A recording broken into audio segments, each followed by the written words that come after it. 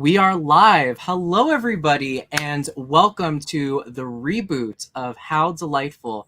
I am your host, Dylan, aka Slightly Bitta, and I'm here tonight with something different. So, most of you that found my channel maybe over the last year or two probably recognize me from hosting I Love Money, the online competition reality show. However, what you may not know is way back in the day, I used to cover Big Brother, Survivor, Drag Race, all those shows, and I used to live stream for this app called TV Co that was associated with CBS, and I got all these amazing opportunities. But somewhere along the way, I had to kind of take a step back from it.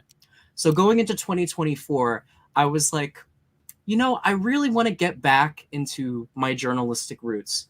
So I was like, let me bring this back. And I thought, who should be my first guest? And I didn't think there was anyone better than this woman right here. She was on season 25 of Big Brother. She may not have won America's Favorite, but she won the hearts of Twitter and the entire audience with her one-of-a-kind laugh, her amazing, her amazing cooking, her amazing cooking skills, and her superhuman ability to destroy more microphones than the average person. It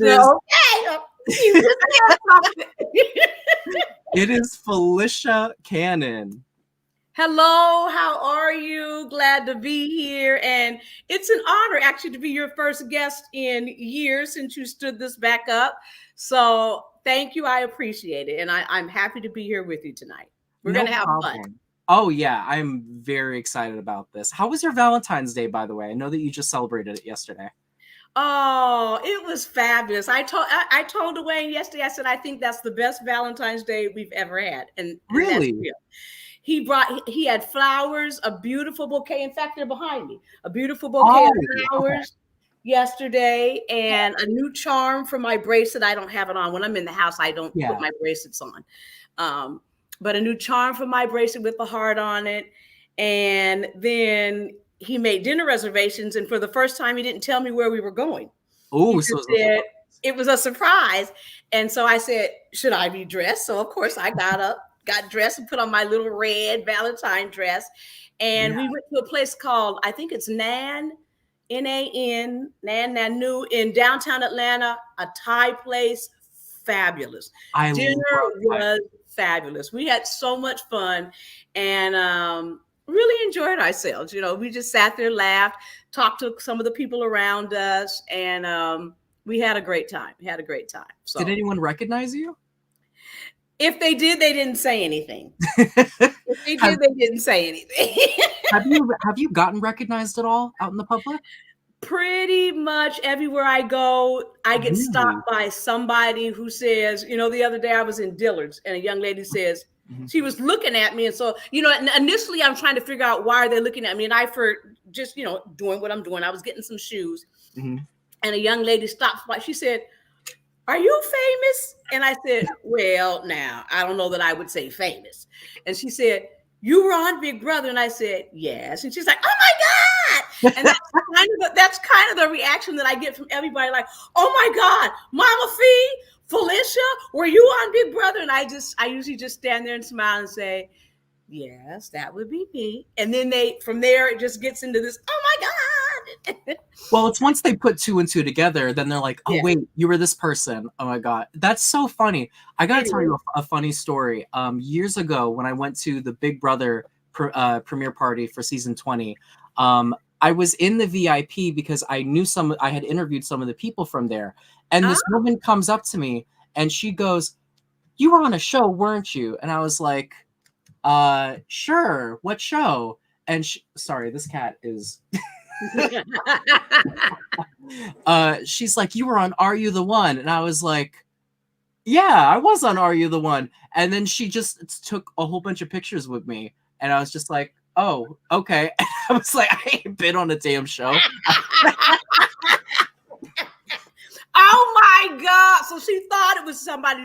Yeah. Oh my God. It's the funniest shit. So you're going to get that for a while, I would imagine. They're going to see you and then they're going to try to put two and two together and they're going to be like, oh my God, it's Mama Fee. Yes, yes. Yeah. A lot of people, they stare at me because they're thinking, like one day a lady, I was in Nordstrom, she said, "You look so familiar to me, Hmm. but I can't figure out how I know you." And she asked me, was I a teacher? And I this? And so I figured out what I said. Yeah. Did you watch Big Brother? And then she's like, "Oh my gosh." As soon as I say that, then they know who I am. I said, "That's Exactly. why you think I watched you for 4 months on my." And they make a connection with you because Big Brother, it's all the time. Some of these people, you Yes, become part of their household. yes, yes. 3 days a week. Yeah. Have you had any fans reach out to you and like, try to connect with you, like, personally or like, yeah. Yeah, I do a lot actually. Hmm. And I try to balance it to figure Hmm. out how to respond because, hey, can we be friends? Can we chat? Can Hmm. we text each other back and forth? And what I tell them is, and I'm trying to be as genuine as Yeah. possible. There, there's thousands of people that are texting me and emailing me a day. I, Yeah. I couldn't manage that even if I wanted to.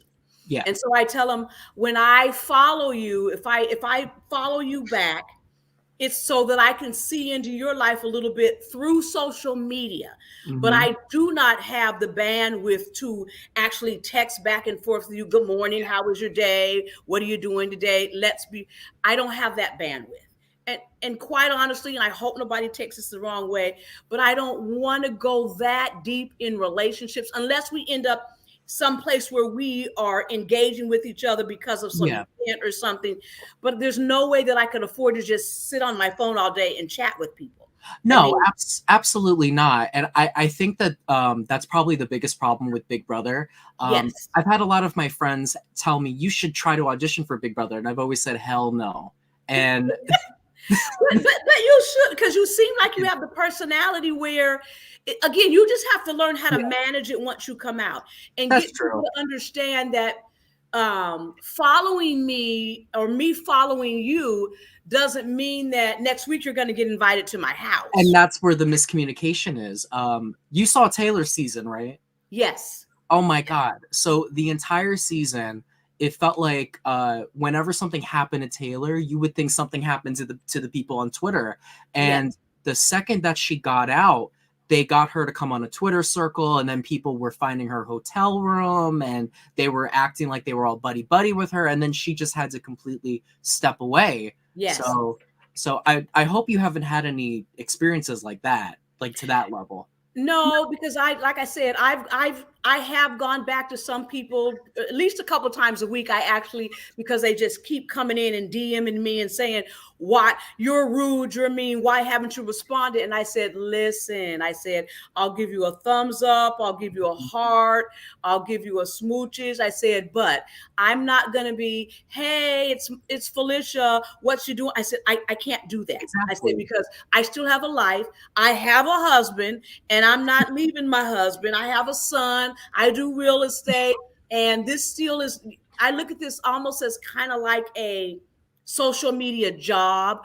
And, Yeah, and everybody can't come home with me after work. And of so course. as long as I'm allowing you to have visibility into my life, and I'm having visibility in yours by following you, but I can't chit chat with everybody all day. I wouldn't get anything done.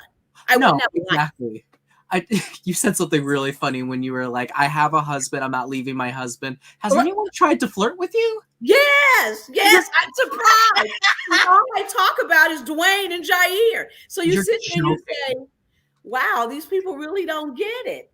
And again, if there's people watching, I hope you are not offended by that. But yeah, That is wild. yeah.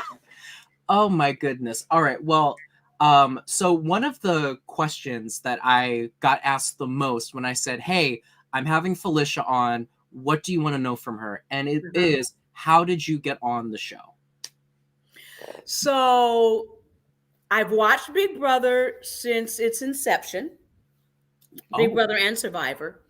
And I always said that, I wanted to go on a long time ago, but I knew I could never get off work. They weren't going to give me a yeah. leave of absence to go on TV.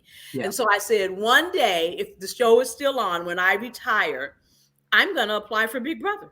So June of 2022, turned 62. I retired. And October, I told my husband one day, I said, it was the end of the season, somewhere around the end of the season. The season had ended that year in 2022. And I said, I should apply for Big Brother. I said I was going to do it. And of course, him and my son, they kind of laughed at me at first. And they said, oh, Felicia, stop. And I said, what? I think I could get on. I think I could convince him that I would be a good house guest. And so one day I told my husband, I said, let's set the camera up. I said, I need you to record me. He's like, record you for what? I said, for Big Brother. And the first time we did it, we did a recording and we couldn't get, excuse me, this tooth, okay? Oh, you're good. And I got to explain this thing too. But we couldn't get the recording to go through because it was too long. But I hadn't read it in detail to realize that the recording could only be, the video could only be 50 seconds. And wait, what? 50 seconds. I had a video that was about a minute and a half, 2 minutes. I'm like, 50 seconds? Wait, so who told you only 50 seconds? That's what it says in the online application. Well, that's dumb because I don't want to put out there what I've been through because eyes may be watching, but I know for what I auditioned for, they said you can go up to 3 minutes because they wanted, to give you a chance to talk about your whole life. 50 seconds is crazy. We kept trying to upload it, wouldn't take it. So we went back. I said, okay, let me go read some more. I must have missed something. And then we said, 50 seconds? What the heck can you do in 50 seconds? And so I said, okay, let's put this down. And I waited about a week or two.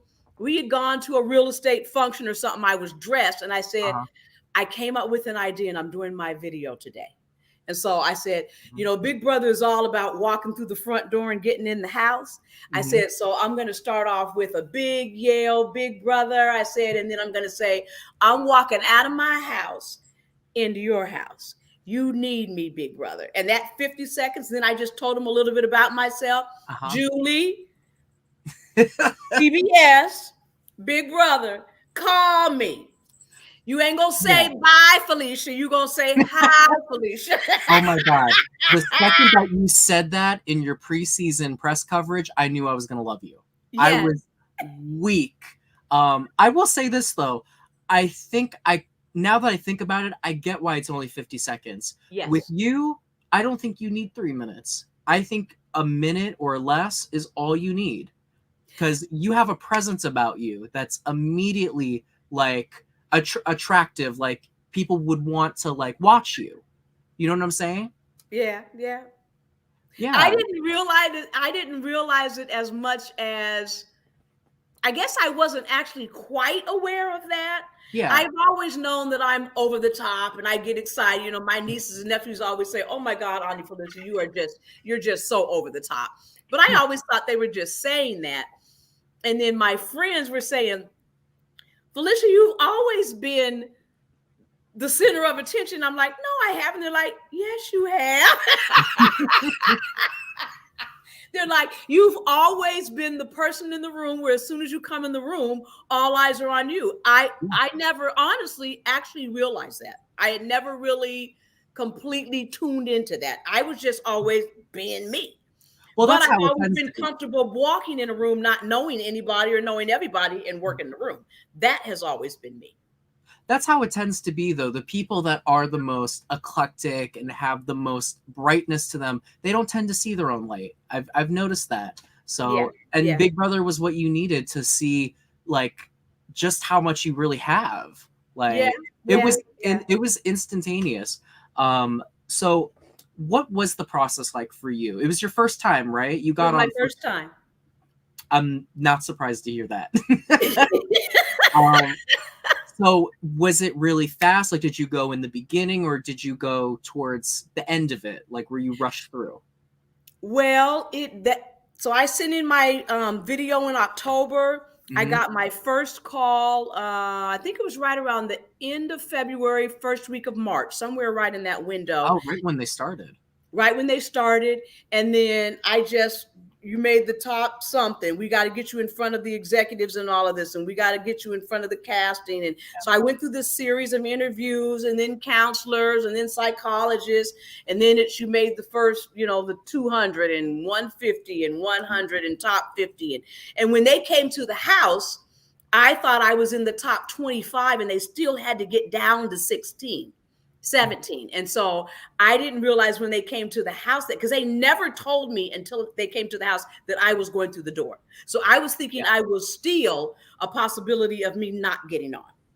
So, but I think they want that aha impact when they say, oh my God, you've made it. You're going in the door. And when Dwayne handed me that key, I almost had a heart attack. I was so ecstatic. It was like, oh my God, what is this?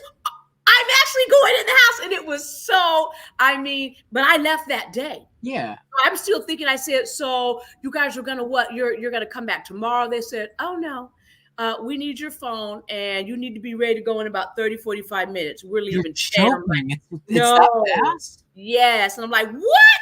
Now, luckily, I had started packing in May.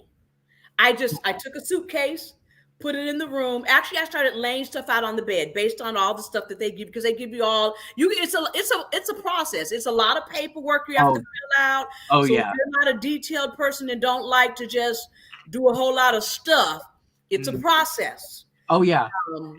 But so when I found out the kind of stuff where you can't have any emblems, logos, people's names, all of that.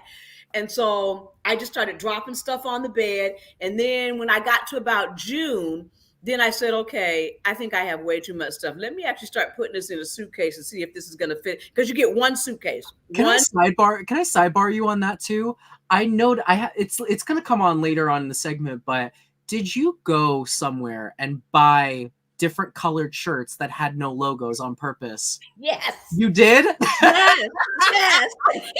I fucking because everything that I have has logos of somebody. I said, well, everybody puts their name on everything.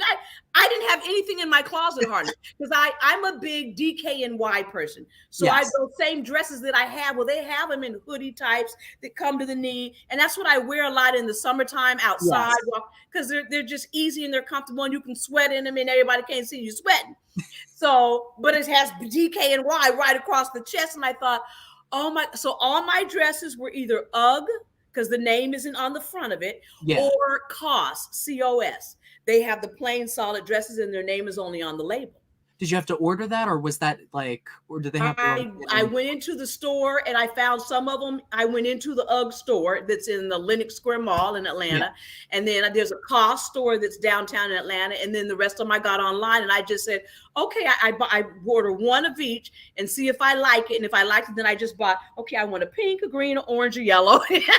It's so funny because somebody did a little color wheel, and they took every single color of dress that you had on and they put that on a color wheel. Oh my God. like a rainbow of Felicia. They said bright colors because they told me, and I'll be honest, I was a little disappointed because they told me I couldn't have any black and any white. And when they first said that, I said, well, half my closet is black and white because I love wearing black and white together. Yes. So I didn't bring any of that. I didn't bring any, I don't know why I didn't bring any sweatpants. So I really didn't pack good because they kept saying, remember, it's summertime. You have to look like it's summertime.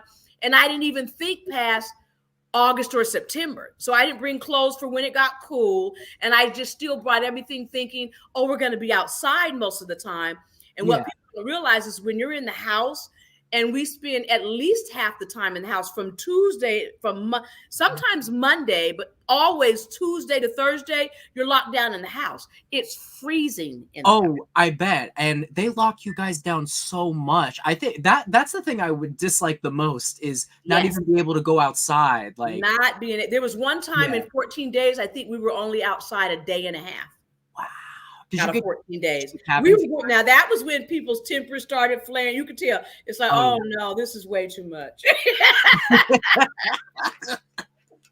I can't imagine. Oh my gosh. And then I remember you had to stay in a room, like one room. Did you have solitary Yes, it confinement? was 24 hours. I had Oh no, my what was it, 12 God. hours? No, it was 24 hours where I Mhm. couldn't come out of. They put me in the comic room, luckily, which was the room that I was in at that time. Yeah. But I couldn't come out. They put a porta potty inside of a tent. I was I so remember that. depressed, like, oh my God, I'm gonna have to use the bathroom where I'm sleeping. And so, yeah, but that was 24 hours. I couldn't come out the room. I couldn't even talk to people through the wall, through the door. They better giving you some poopery or whatever that's Oh, called. they didn't give me nothing. They didn't give me nothing. And they even took all the food I could only eat. They gave me some bread with peanut butter and jelly. Oh my God. Like the old Big Brother. Oh Yes. my gosh. Yes, that was it. Bread, peanut butter, and jelly. Ugh, that's the worst. I tried not to eat because I said, I'm not even going to eat because I don't want to use the bathroom. But after about 6 hours, I got hungry. It's like, okay, Yeah, Felicia, you're going to have to eat this sandwich. exactly. Another thing that they wanted to know is what is your best piece of advice that you could give to someone wanting to get on the show? um, really think about one, you've got to be a people person, clearly. Yeah. If you don't integrate with people well, and if you aren't somebody who knows how to build relationship, it Mhm. is going to be very difficult. And Yeah. you really do have to figure out who you want to be inside the house. Mhm. Because the house changes you. It can change you. Let me put it like that. Yeah. It forces you into this, it forces you into misleading people. So if you have a Yes. difficulty with that, because it definitely encourages you to lie. Mhm. What I call it, lie, cheating, and stealing. I tried my best not to Fabulous lie. is your word. Yeah, right. I tried my fabuli. It's like that's all everybody was doing was lying. And I tried my best not to ever actually tell a lie to anybody. Now there were times where I misled people. Mhm. And like even if we knew we were voting them out and they'd say, am I good? Yeah, you're good. I ain't telling you staying, but are you good? Yeah, you good. You good with me. I'm voting you out, but you good. So that's misleading. But that was my way of at least not having to outright lie to them. It's But smart though. It's smart gameplay. yeah, yeah. But it's difficult. It's difficult because you really, at some point, you have to trust somebody, but you never Yep. know who you can trust. Well, exactly. And you trusted a lot of people in there, and then your I trust trusted kind a of lot of got. people. Oh yeah, I really did feel for you Yeah, because I felt like during the season there was a lot of times where you were stuck yeah, because there was only certain people wanting to work with you, but yes, then they were prioritizing other people over you. yes. So actually, I'm going to jump around a little bit. So I want to talk about the week where you were on the block against Izzy, Uh huh. which was a shock for everybody. Yes. Like, oh yeah, even us. And there's very few times where we're shocked. Cameron just went out of the blue doing that. Out of the Um, blue. And I think yeah. that's what he wanted was that shock effect because Yes, he was hurt that we didn't tell him that Red was going home. which I is don't, he arguably didn't want him to go home, and neither did Bowie Jane. But I think the fact that they felt like they were blindsided and they were the only ones that didn't know, yeah, that was where they got their feelings hurt. yeah. And so he didn't recover from that. And the No. rest of the season, he held that. Him and Bowie Jane, they never recovered from that. Oh yeah. And they were upset about that. They sunk their own games doing that. They should have. They did. There's a lot of things we could say, but Yeah. Yeah. uh, uh, Yeah. but so you're on the block against Izzy, and what you don't know while you're on the block is Sari and Jared are fighting for Izzy to stay. Which, Yes. when you found out, you were like, "Oh my god!" Because you had a final two with Jared and you had a final two with Sari. Yeah. So, Well, yes and no. I never actually, and see, this is where, because I watched the video myself. yes, That day when I was outside, I said, oh my God, I said, I didn't like what Sari did today. Now, again, not knowing Jared's her son, yeah, I said, I don't know if I can trust her. I said, I'd rather be in a final two with you than with her. That Mm-hmm. was the extent of the conversation. I never said, Oh, do you want to be in a final two with me? Are we never talked about it again, never mentioned it. That was the statement I sure. said. I'd almost rather be in a final two with you than with her. And that's why I left it. And that's what's so fucked up about Big Brother is that your words can get twisted so hard. Yes. Yeah. Yes. And he even said, you asked me to be. I said, no, I never asked you to be in a final two. I made a statement and said, Mhm. I'd rather be in a final two. I said, and I actually said, I'd almost rather be in a final two with you than her because I don't trust her. And it was a miscommunication on her motive behind what she had done when we went up in the room and she told Red and Cameron and them, the Legend 25, the conversation that we had downstairs with the 7 deadly sins. And I didn't understand why she was doing that. I'm thinking she was doing it and partly throwing me under the bus. She was doing it because she thought Blue was throwing us under the bus. And so it really was a total miscommunication, Yeah. but we never recovered from that. No, and that was what put the nail in your guys' coffin because Yeah. they ended up pushing for you to go to Yeah. save Izzy. And it didn't feel like they were pushing for you to go because they didn't want you there. It was just Izzy was tighter with them. Izzy had So loyalty to them. so now you end up staying and they have egg on their face, but now you're left with, okay, these people just tried voting me off, but they're probably my best shot moving forward. Yes. How are you feeling? That was a hard time for me. Because I really was hurt. Yeah. I was shocked when I found out that they actually really. Now I knew Sari was close to Izzy. I knew that without a shadow of a doubt. But I guess I always still assumed she was closer to me than Izzy because I knew we won. I was supposed to still be in a final two with her because, like I said, I made the statement to Jared. I had never told Sari I didn't want to be in a final two with her. So at that point, I still thought we had the final two. And I thought we had the final four, the Brown Sugar Babes, with me, Sari, Jared, and Mimi. Yes. So all along, I'm still thinking that we're still fighting for. We always said that if any one of us, if our names got put up, we would make sure that they looked the other direction. So I still, even after Matt said, I think you're going to be okay, but it's not who you think it is. People are going to vote for you to stay, but it's not who you think it is. It still never registered that Jared and Sari were the ones that were trying to put me out. Yeah. I've heard other interviews where you've said it felt like a personal betrayal. Yes. And I can totally understand that. I mean, if I was in your position, I would feel personally betrayed. And what sucks is you couldn't do anything about it because you still had fucking Bowie Jane. Yes. Effing Bowie Jane. Fucking Bowie Jane still pissed off about not being in the red vote. You had Matt and Jag and Blue doing their thing, so it's like you couldn't do anything. And I saw people on Twitter criticizing you for not staying with these people that just tried voting you off. But it's like, how could you? Right. You know?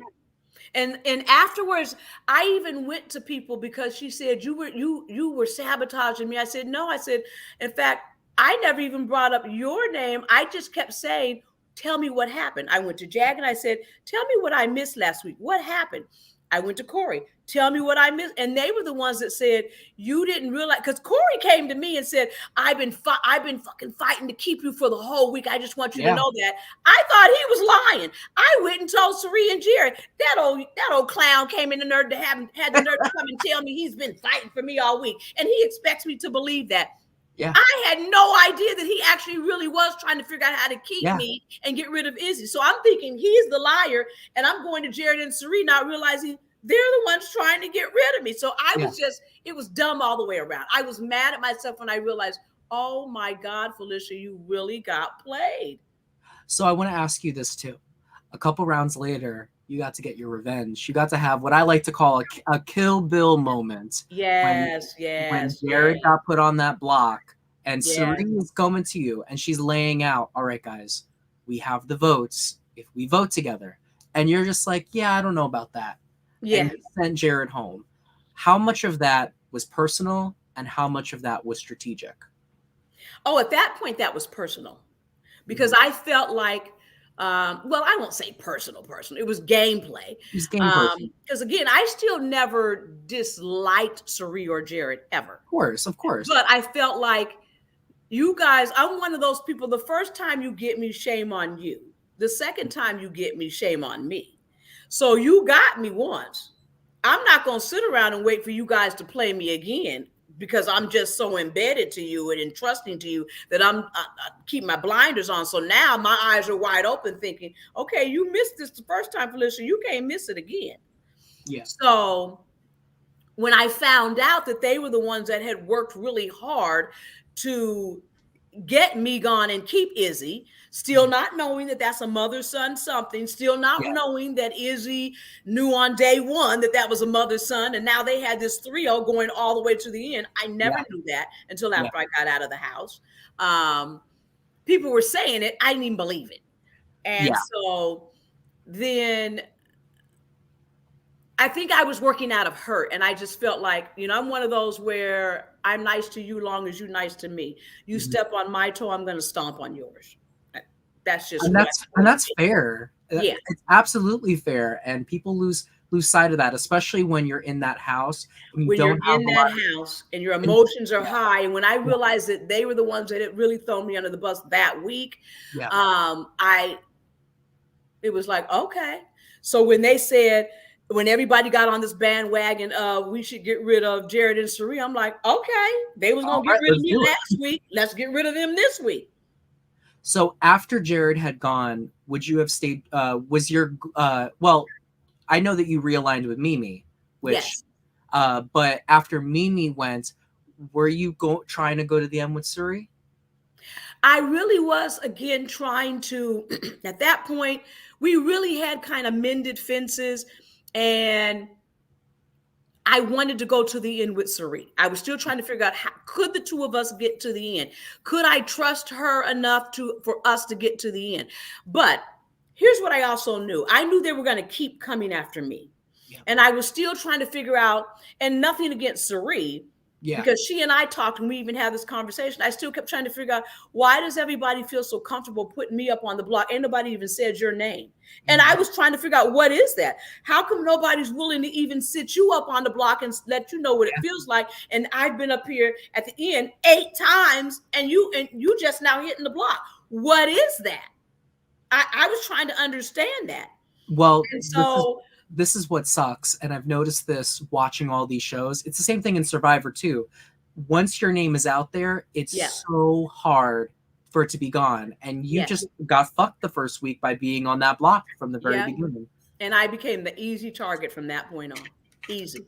Because again, everybody would, well, I don't want to get my hands too dirty, so I don't want to make anybody else mad. Oh, okay, so you're okay with making me upset. It don't matter about me.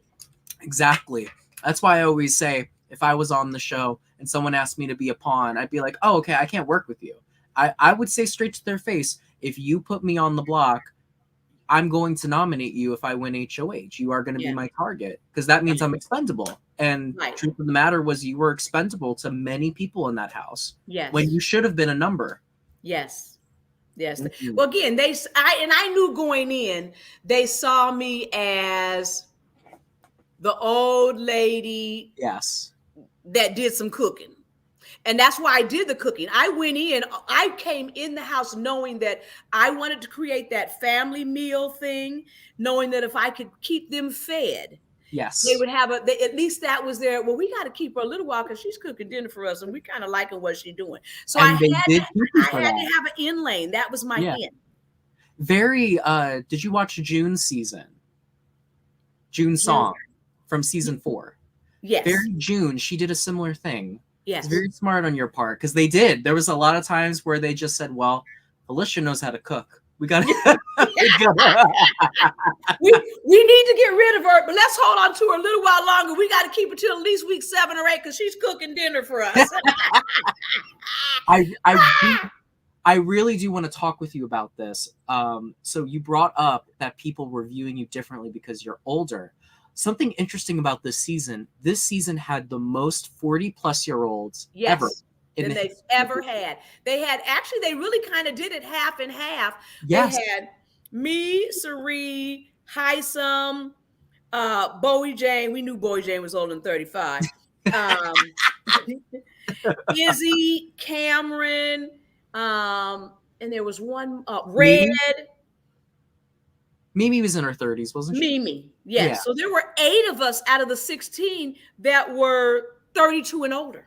Yes. They've never had that before. No, I remember on season 17 where Shelly was the oldest and she was 33. Everyone else was in their 20s. Could you imagine the oldest? No.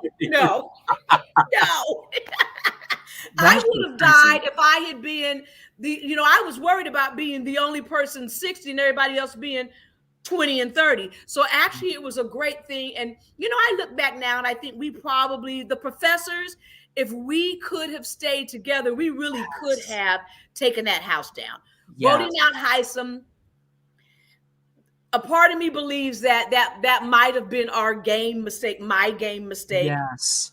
I was gonna ask you about that, and I'll get back to the other point I was gonna say. But since we're on that topic, so I had seen in other interviews that you were firm on, yes, I should have voted off Heisem, but have you started to reconsider that? Well, I think I always liked Heisem. Yes. But Heisem had such a overbearing, he's kind of like a me, except a male version of that.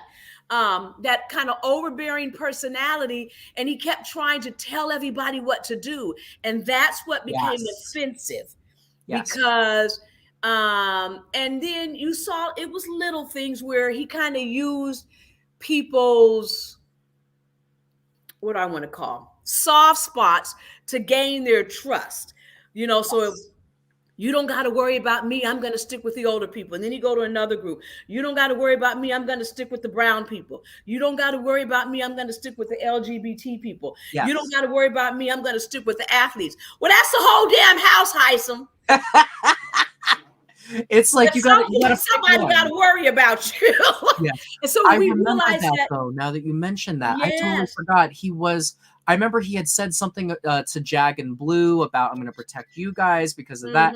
I personally believe once you bring stuff like that into the game, yes. And I don't include the cookout in that because the cookout is something completely different where at the time there was no. But once you start, I even remember Frenchie on his first HOH, if you remember, he went around to everyone being like, I'm not going to nominate any women. I'm not going to nominate any this, that, the third. And then he did anyway. And then it's like, you look like an ass. Right. And Heisem was making himself not a little ass. He was making himself look like a big ass. Yes. He was going back on it. Because he was going back. And I think the thing that was the most offensive was 2 things. Yeah. When he said he felt like he ended up with us because the other group didn't want him. He really wanted to be with what he thought was the strong athletes, and he didn't see us as strong athletes. Wanted to be now, honestly speaking, we weren't. Yeah.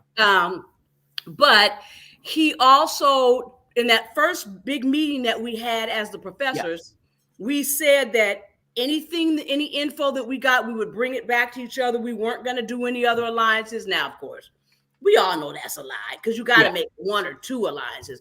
But I think when we found out that he had aligned with the whole house, basically, and then told us, don't say anything. And then when well, what'd you say to them? Why are you in alliance with him? You didn't tell. So he's mad at you because you're going out and getting other alliances, and he's aligned himself with the whole house. And I think all of that just became so exhausting. And then he really pushed trying to get me to nominate Matt. And I didn't want to, that early in the game, I did not want to nominate Matt because I honestly felt like I had a heart for Matt with his hearing disability. Yeah. And I just felt like he had a way to show networks how to work with the deaf community. And so I thought he has a platform, and I want to see him be able to use that platform before he's put out of the house. So I wasn't ready to nominate him yet. I mean, even Big Brother was learning. I remember the first week where he was voting, Julie was trying to tell him like, hey, I need your vote. And he did not know. The following week they fixed it and Julie spoke a little bit longer. So that way he had a better chance to hear, hey, I need your vote, basically. Yes. She was like, hey, Matt, blah, blah, blah, blah, blah, blah. So I think that that's a valid reason, though, to want to keep someone in there. You know, some things are beyond game. Some things are beyond game. He should have went on the block later. But with that being said, I think that had Heisem stayed a little longer, it would have changed the whole dynamic of the game, though. Yeah. Because he would have won competitions, and I think he would have continued to win, and I think he would have taken out a Cameron and a Jag and a. Yeah, that was really the only thing that your alliance was missing. Because I'm just gonna say it here, I personally did not think that Jag and Matt's gameplay was phenomenal. I will say that. I don't think it was awful. I think that Matt did a good job keeping himself off the block, but I didn't find them to be strong strategists. It's just that Big Brother, if you're really good at challenges, you can dictate how the game goes, unfortunately. Yes. And that was the only thing you guys were missing was the power, like the competitions. Yes, winning the competitions. That's what we lacked. Well, Jared was winning them. Yeah. But again, like I said, then once I realized they were the ones trying to take me down, and it was dumb because we did contemplate We did. keeping Jared. And even when Jared was up against Cameron, but then they really kind of took that out of our hands where we didn't have control over that. I thought that they were gonna let you guys vote who came back. That would have been cool. No, I think, and this is just my theory, and I'm sticking to it. I think they did it the way they did it because they were kind of hoping Cameron would be the one to stay. I kind of think so too. And that's just a theory that I have. I will always say this about all these shows. When people are like, something is this, that, when they complain about whatever, whenever you're going on, for example, Big Brother, it's just like the book. You're playing against 16 people and you're playing against Big Brother. And you know what you're getting into. And yeah, I kind of feel the same way. The producers like who they like. They have people that I think they kind of want to do well. And because what made them decide that the week that Jag got voted out, a 10-0 vote, to then have that power play where he got brought back by Matt, what made them decide that the week after Cameron goes and then Jared goes the next week, they hold on to Cameron and those two come back and battle, why didn't they do that 2 weeks earlier? Why didn't they wait 2 weeks later? So I was gonna save this clip for a later part in the show, but since we're on the topic, finish what you're saying, and I'm gonna pull this up. But I'm finished. I'm eating jelly beans. I'm sorry. So I'm weak. Did you see some of Red's exit interviews when he first left the house? I didn't. So this is a clip from one of Red's exit interviews when he first got evicted and he found out that Jared and Cirie were related to each other. I hope this clip works. Okay. It's going to be down to how far can Cirie make it with all the advantages that she has in this game. Because really, she's a shoe-in to win coming through the door with 4 seasons of Survivor under her belt. She has a son in the game, which is 10 times more dangerous than any showmance could be. Everything is rigged for Cirie to make it to the final 2. That was a big debate that happened throughout the season with the fans too. What is your opinion on that? I have to agree. I mean, from the very beginning, and again, nothing against Cirie and Jared, but I do believe that they wanted a win for her because they allowed her. I mean, even when the fact that she had been on, now I have to applaud CBS when they like you, they like you. Oh yeah, they keep bringing you back. They put you on different platforms and allow you to just keep coming back. And I do believe because this is the first year they ever had 17 people. The board on the wall only holds 16 pictures. So we were wondering why they didn't put the board up until the first person was gone. The day that Kirsten left, that's the day that all the pictures showed up on the wall. So they didn't even have room for they've done 17 was when they brought Paul back, and which is similar to Cirie in my opinion, and then when they did the twin twist. But other than that, they've never done 17. It's a weird. It's never been that odd number. So we kept, again, for her to have all the experience that she's had in all these other shows, and then put her on the show with her son. I'm not sure. I mean, even in some of the stuff that went on in the house, they gave her some leeway. It was clear that they gave her leeway when she on a couple of punishments when she just came out and said, I'm not doing that. And that's something that comes with doing years of the show where you're not really afraid of going against it. Yes. You know? And I will say this, that I put in the same category as I remember when they had Celebrity Big Brother 1. They had Yes. Omarosa on there, and they gave her immunity the first week. It was like you had to pick a number, and Omarosa got it. I'm like, Yeah, yeah, like, yeah. I think that they wanted to make sure that they got, for a lack of better words, their money's worth with her. Yes. And I actually think Jared hurt her game more than benefited it, because Jared was working with the other group. Jared blew up a lot of things that were going on with her game, like when Suri told Jared about Matt's power. So, but yeah, I think that each of them individually would have had a better game without the other one there. absolutely. I think she would have done better without him. I think he would have done better without her, because he was trying to play his game and hers. She was trying to play her game and his, and it just didn't work. Yeah, it really didn't. They were very different players and also different experiences. Suri has this experience, and it was like watching a pro, whereas Jared, it's his first go around, and he's good at the comps, but not as like good at like getting when people's lying to him or how to keep a secret. Yes. Yes, because he really hurt. Jared hurt himself when he told that lie to Matt about when he told that lie to Jag, saying that or told that lie to Matt. I can't remember which one, but when they were up in the room and he was telling them about made them believe that they had told him about, I can't even remember now. What was it? Oh, it was the power. Right? Yes, he wanted Matt to believe that Jag had told him about dang, my mind just went blank. I know what you're talking about. I'm trying to remember. Yes. And then when they brought Jag upstairs, Jag is like, I never something told Jared with Corey, that. wasn't it? Wasn't it something with Corey? Yes, it was something with Corey.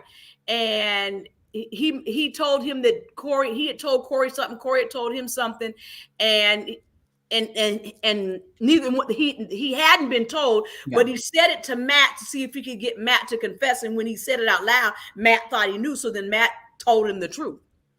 I'm vaguely remembering this now. It's yes. It was a lot. It was a lot.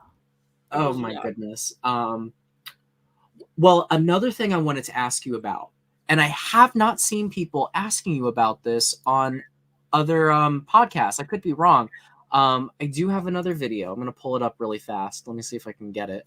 Okay. So this is the POV that you competed in, the Dizzy, whatever that was. Oh my gosh. So let's Buddy Ball. Yes, the buddy games thing. Yes. There you go. Nice. I'm done got hotter. Now I'm sweating like a cow out here. I don't know if I'm gonna make it. You got it. Hurry up, get it up there. Good job, Mama B. 47.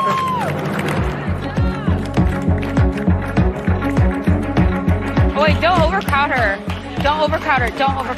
Sophie, are you okay? She's good. Sorry, right? Yeah. Give some space. Yeah, give her some space.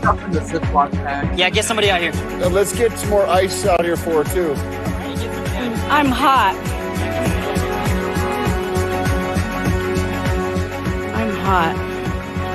Can't get in the air. Oh my goodness. So I was watching that with my friends. First of all, I didn't realize that you did not score enough to beat Matt. I fully thought that you scored enough and then you had to get pulled from the challenge. And I was like, oh my God, they just screwed her over from winning the POV. I was so impressed with you that you did so well in that challenge and you were hustling it. But how was that moment? Like that was probably, now the what was it? Cockadoodle Zoom was hard because of that sticky stuff. And I had messed up my knee. My leg was bothering me. And so once I felt my whole body in that sludge, I couldn't move. But that one was more funny. It was just stupid. This one, I knew as soon as I stepped outside. They had told us it was hot. We stepped outside. It was like 95, 98 degrees outside. Mm-hmm. So as soon as I stepped outside, I knew, oh Lord, this is not going to be good because it's way too hot out here for me. Yeah. I felt like I couldn't breathe before we ever even started. Yeah. And I get hot really quick in the heat. And then your adrenaline's going. And after the first time around, I went and sat over on the side and said, I need some water. I need some water. I can tell this isn't working. And I am I get that, what is it when you're dizzy? I can't think of it. Oh, is it shit? It's like a headache, right? But it's called something else. Yes. When I get my balance and stuff. And so the second round, it was like, oh Lord, this is getting ready to be a problem. Mm-hmm. And so when I had to do the third time and me and Matt had tied, it was like, I honestly I wouldn't have made it another round. I honestly wouldn't have. Probably if I had gone around in that chair one more time, I would have ended up falling off that thing because I would have been so off balance that I probably would have. I didn't even, they kept saying, Felicia, stop going so close to the edge. And I'm like, I'm not going close to the edge. They're like, yes, you are. But I didn't even realize it because when I first got up and started moving, it felt like I was running straight. I didn't realize I was going way over and coming back. But that's how you're being spun around so much. You're disoriented. And so I already knew that. But when I finished that last one, it was like, the exhaustion in me just said, hit the ground, Felicia. Because I started not to get out of the chair that last time. My head was saying, don't you get up, don't you get up. But my heart was saying, you better not quit. You better not quit. And something wouldn't let me. I just said, you got to get up, Felicia. You have to at least try. And I got up and I knew after I threw that ball, it was like, get on the ground because I felt myself just the heat take over, the dizziness take over. And man, I was sweating through my clothes. I wanted to actually just pull all my clothes off. And they kept putting the ice packs on me. It's like, I'm hot. I got to get air. I got to cool off. I probably should have gone inside under air conditioner. I needed to get out of the heat. It was crazy to watch that. I don't think I can recall ever seeing somebody, for a lack of better words, get medevaced from Survivor terms from a challenge. And I felt for you. You were fighting for your life. Yeah. And it was like you were fighting, I felt a little bit more to get respect from the other players because you have these big guys that are dominating these challenges. I mean, you look at the statistics, the entire season, only 6 challenges were won by women out of 32, mind you. And I gave you so much credit for doing that. So I was trying to stay in there. And see, that's one of the things that I actually is something of me. I hate to quit. And so I'm going to go as far as I can, as long as I can, until I just can't do it anymore. So I'm not an easy quitter. And like I said, physically, I knew I needed to sit in that chair. But I told myself, get up, Felicia. You cannot quit. Get up. And so I got up. I mean, that first time when I failed, my hand was raw because that was like hitting your hand on sliding across cement. And so my hand was on fire. And they brought me a bandage for that because it was on fire, but it was like, keep going. You can't quit. Because I kept thinking, if I could just win this. And I think that was another thing that was disappointing because Jared had told me, I think that's why I got so disappointed because Jared had told me, I got you, mama. I got you, mama Fee. If I win veto, you don't have nothing to worry about. So when I had the veto, first, I'll be honest, I was shocked that he took the veto from me. Because I figured if anybody was going to take it, it was going to be Matt or Jag. I wasn't expecting Jared to take it from me. But when he did take it, I thought, well, at least I'm still good because he can save me and himself and we don't have to worry about it. But again, I didn't realize he wasn't going to use it. And of course, he wasn't going to use it when Cameron told him that he was going to put Sari up. But me not knowing, again, what's going on. And that's another unfortunate circumstance with, having a family member in the game and you don't know about it. Yes. Yeah. And so when he didn't save me, then I remember going and asking him, Jared, what happened? What am I missing?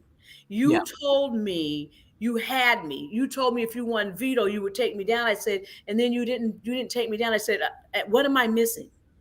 No, it's okay. I didn't want to see. And he actually even told me, I knew if they pulled you down, they were going to put Sari up. And well, in my head, I'm thinking, and it's like, I'm supposed to be your number one here. Yes. Yes. And he initiated that. You didn't. Yes.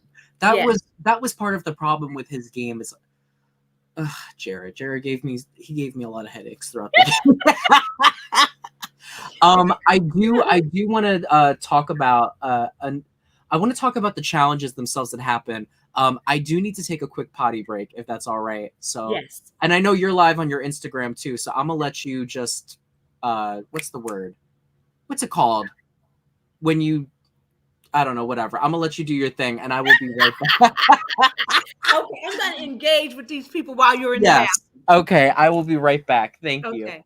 So what's everybody doing out there on Instagram? I know you guys can probably hear us. You can't see us, I don't think, unless you've gone to his @SlightlyBitter, and you can actually see us live. I'm on live on the Instagram, but you can actually pull up @SlightlyBitter, and you'll be able to see both of us talking and chatting.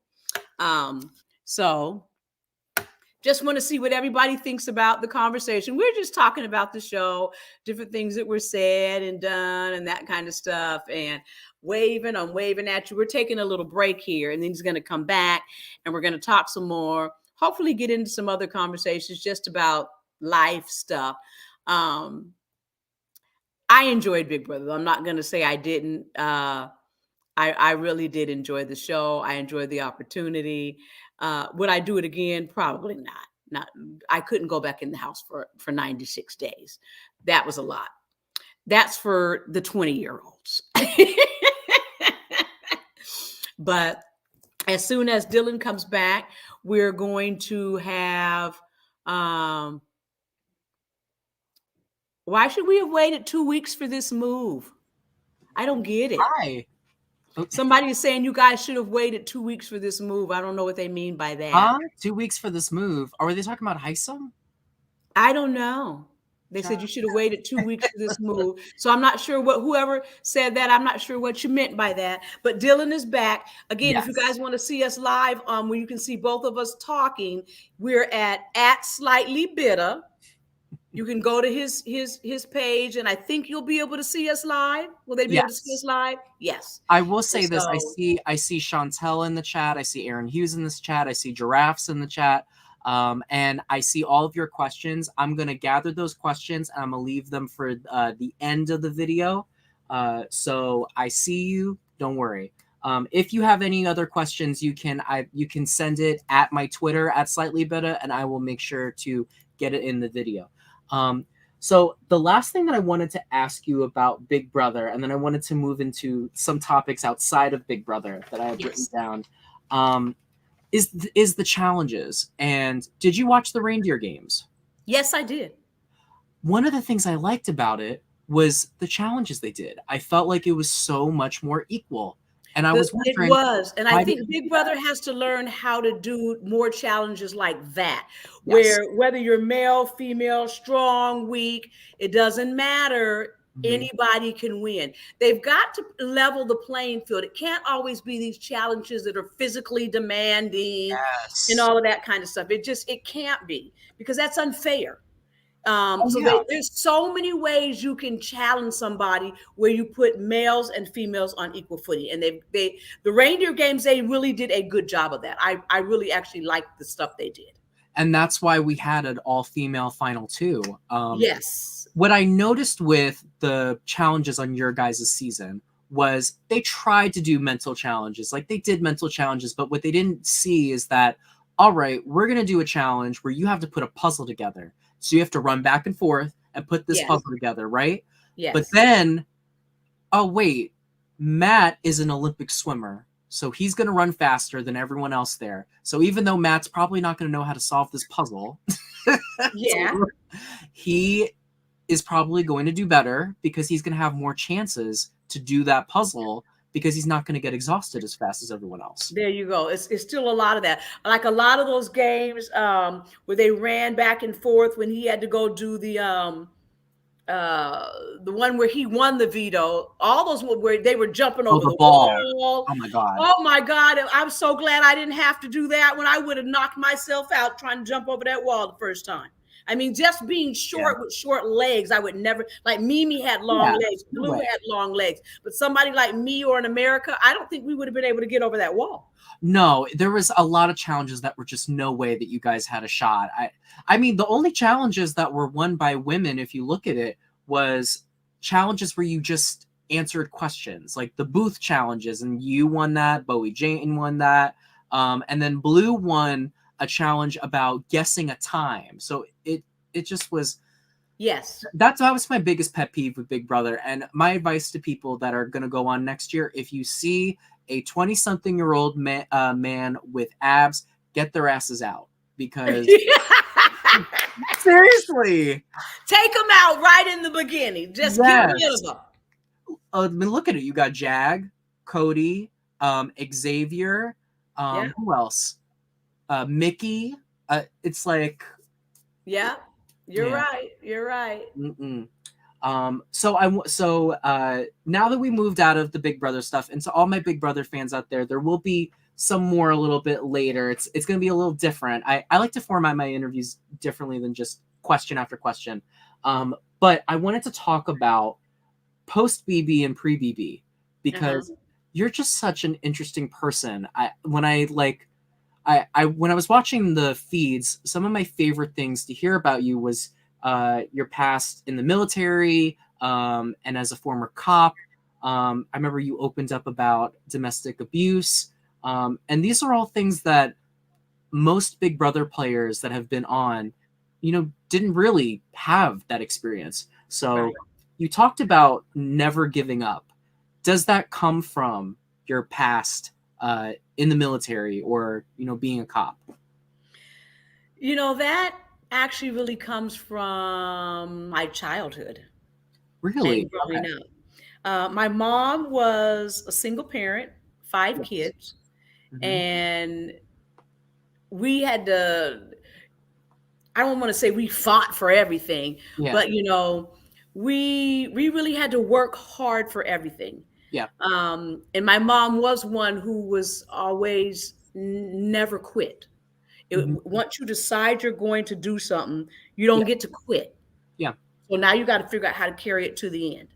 So like if we join clubs, join groups, she didn't let us quit. No, you said you wanted to do this, so now you're going to do it. So it was just something that was embedded in us. And so even in just everything that I did, once I commit, now I might sit back and resonate a little while before I decide to commit, but once I say, yes, I'm going to move forward, I'm not going to quit. I'm going to have to just get knocked out, get beat, get whatever, but I'm not going to quit. And that's a quality that I think is missing from, I'm outside of this, I'm a therapist, and I work in elementary schools. And I noticed that that's something that's missing from a lot of the kids and a lot of the parents, is that commitment, and that I'm going to see things through. And I think it's just an incredible quality. I think a lot of people, the minute they get a little bit of stress, pressure, disappointment, it doesn't work out, they say, I'm just going to quit. And it's like, even with our son, he joined, when he joined clubs and groups and stuff like that, he'd get halfway through and say, I don't want to do it anymore. No, you signed up. Absolutely. You're going all the way to the end, whether you like it or not. And he was there every day. And so he's got that same something, though. I mean, he's got a very good work ethic.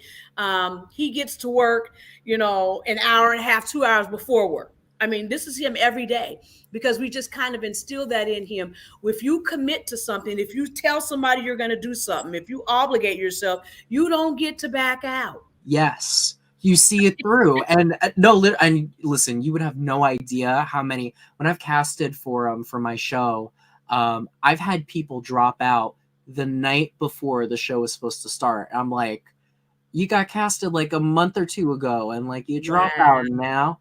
Oh my God. You should see some of the production chats. And I've had to come a long way to be able to be like, it's fine. And then you have to, I don't know. I'm a firm believer in that as well. And I can, something in me won't let me do that. I can't.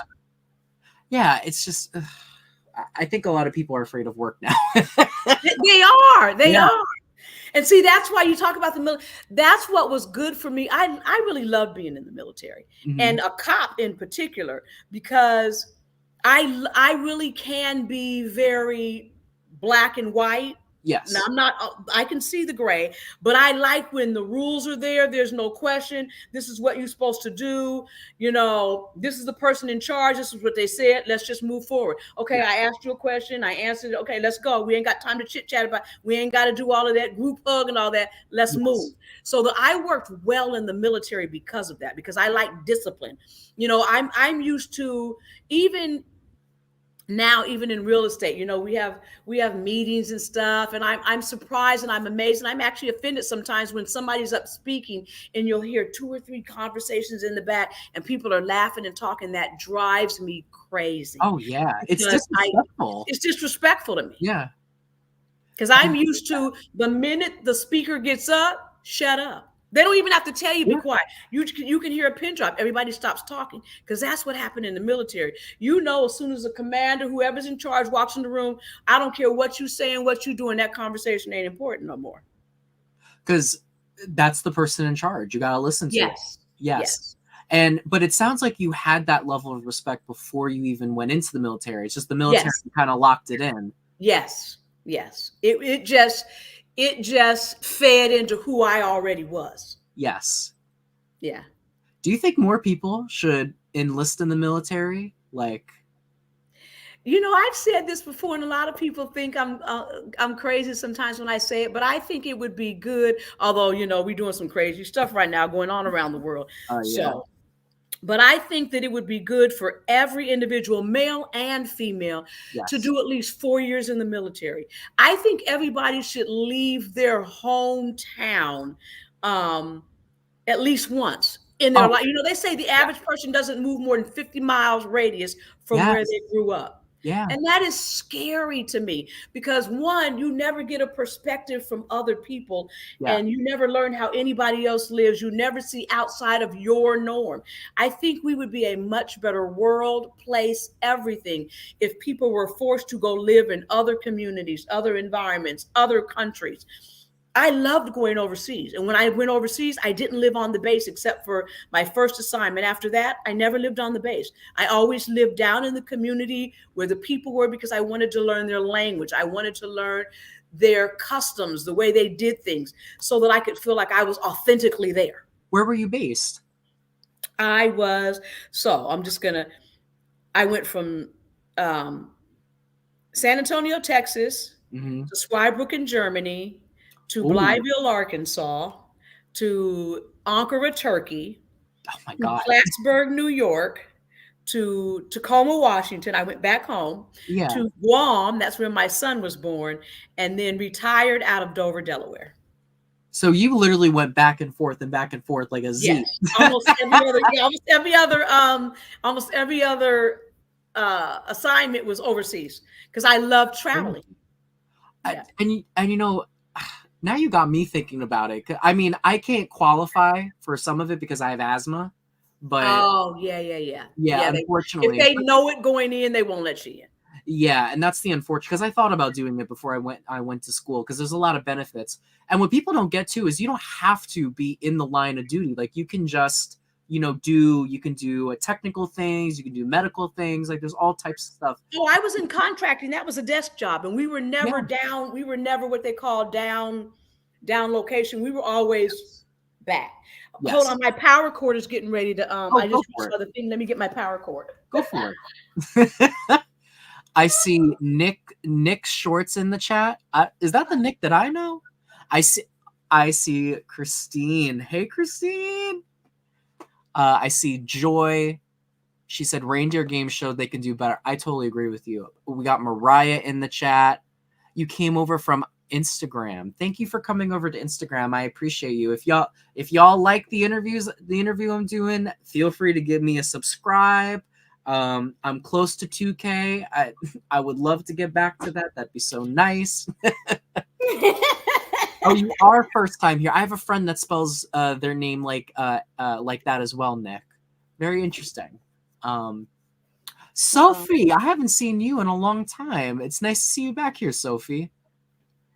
See, and you know that's so crazy about doing this for so many years too, is that you see people come back. And I've had the chance to become friends with some of the people that watch my shows. There's a woman I know named Keisha that I ended up becoming really good friends with, and it's great. And I mean, for me, it's obviously not as hard as for you because I have significantly less people, but it's great. I loved what you were saying about leaving your hometown because I totally agree with you. You know, when I went away to school, I had the choice of going to either Pace University, which was in New York City, which I'm only about an hour and a half from Pace because from New York City because I live in Long Island. Or I could go to Albany, which was completely upstate. And I loved being away from home. I loved the new environment because when people think in New York, they just think Long Island and New York City. They don't think about upstate, and it's so different. I mean, you said you were in Plattsburgh, right? Yes. Yeah, so you already know. I'm 15 miles or something from like Lake Placid, from Canada. That is the coldest place I have ever been in my life. It got 50 below in Plattsburgh, New York. It's crazy. I remember when I was going to the Canadian border, it was a blizzard. Yeah. And it's crazy too because the farther north you go in New York, the more it looks like the South. Yeah. Colder. Yeah. Yes. And I agree with you too that it's actually really unfortunate that nowadays it's harder for people to leave their homes fresh out of school because I think I know a lot of people that get very comfortable living at home and they don't leave and you know it's just interesting. It's interesting. I just think if people were willing to move around more, like I said, 4 years in the military where you have to meet people from all walks of life. Yeah. It would open your eyes to other perspectives. It would let you see people through a different lens because even on in the news and media, they still paint pictures of people a certain way. And so all you know is what you see. I mean, even when I went in the Air Force, and this is back in 1982, I still remember people wanting to touch my hair because they had never been in the room with a black person and they didn't know, they wanted to see what my hair felt like. And I'm sitting there shocked because we grew up around white and black. In fact, I mean, in Washington has 6% black. So it's predominantly white. Yes. And so I was used to being around whites all the time and the black at church and stuff. So when then I get in the military and I'm in the room with people who said they've never been in the room with a black person, you're sitting there thinking, where have you been? What? Exactly. It's crazy. It's amazing to me. And a lot of people on the internet, I think, don't necessarily understand that there really are people out there that never get out of their hometown. I was very fortunate to where my area of Long Island was very diverse. You know, none of my friends looked like me. And I also think, even to this day. And I thank the internet too, because you get to meet people that you would never meet in your day-to-day life. I mean, I had a woman on my show that's 70. She was a bounty hunter for she worked for the president. Oh my God, you would love this woman. I would say she was probably so much fun. She doesn't know how to apply for these shows the correct way. She just sends YouTube videos to the casting director. I'm like, you need to go through the website because she would get on if she really tried. But it's crazy when you see people that have never even bothered trying to get to know someone that they wouldn't. And I think it shows on these shows like Big Brother. Yeah. It does. I mean, I don't know if you remember, what was his name? Kyle, that was on Taylor's season. I remember reading that he was in like a Mormon town. He had never even left there. And then he goes on and he doesn't understand anything. And he makes a total ass out of himself. Right. He says these fucking crazy and it really shows. Yes. So. It really does. You can tell when people have not been exposed. That's why I think they really did have a good cast this year too, because everybody did seem like they were pretty well versed with people and they had been around other people that, you know, people that didn't look like them, because nobody seemed to be, you know, I don't know Yeah, there wasn't really any problems this year like there normally was. There really normally wasn't. was. There really wasn't. I remember there was a season people were calling they were Big Brother Over the Top. They were calling it Kentucky Fried Big Brother because because everybody on the season was like from the South, but then you had a handful of people that were from like the North, and they were saying some really crazy shit that I shall not repeat on here. Yeah. I can imagine.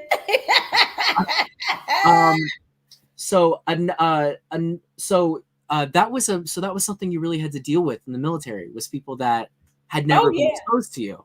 Oh yeah. I remember when I was stationed in Blytheville, Arkansas. Yes. That was my first time. They say Texas is the South, but I never saw Texas as the South. That's just me. But when I got to Arkansas, oh my God, that was my first time really experiencing what I call true racism. Yes. And I didn't know what to do with that. It was crazy. Some of the craziest stuff. I made some of the best friends I've ever made while I was stationed there, but I experienced some of the worst racism while I was there. In Arkansas. In Blytheville, Arkansas. Well, I remember I had been there 3 days, and I had gone to McDonald's, I think, coming out the drive-through, and was trying to pull out on this street, and it was a curve, and so I had to pull out in order to see around the curve so I could pull out. And I pulled partway out, and this car was flying around the corner. So I was trying to back up, but didn't get all the way back. And this car passed me, and it was a station wagon, and it was 2 white women with about 5 kids in the car. And this lady passed by, and she's yelling out the window, "You effing in!" And I remember sitting there thinking, okay, what just happened? And I remember I went home and I told my mom, I called her and I said, I might get put out of the military here. I don't know if this is going to work. And here's the funny, that ended up being my longest assignment. I was there 3.5 years. Of course it would be. Of course. think God said, I'm going to make this, you going to learn how to live. And this was what, your second station, third station? This was my fourth. Okay. My fourth assignment. It was 88 to 91. Oh my gosh. No, I can't imagine getting plucked out from Washington. It was where you're from, right? Yes. Again, and then in the deep South, it's a completely different beast. Completely different beast. Because what my friends have told me what their experience is, because we've talked about these things, is that up north it's a little bit more subtle, whereas when you go down south, it's really in your face. Yeah, and that's the one thing I learned. Now, here's the funny though. Yeah. I actually now have a better appreciation for, I'd rather you just come out and say, no, I don't like you, cuz. Really? Because you're right. In the north, people can grin in your face and they stabbing you in the back and you don't realize it until after you half dead and on the ground. Whereas here, they just gonna let you know, no, we don't like your people. We don't like your kind. And you're like, okay, so now that we got that out, we ain't got to play no games.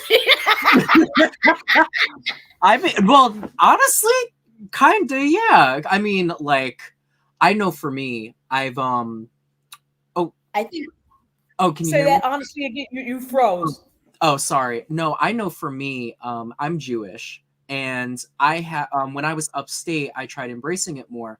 And I remember the first time that I wore a Star of David out in public, I had a woman stop me and say, I just want you to know I'm praying for you. And I was like, why are you praying for me? And said, well, because you're on the path to hell, darling. I was like, I had no idea how to react because I was upstate in Albany. Oh my God. And I was just like, okay, this is my first experience. It's crazy. And then I thought to myself, I was like, you know,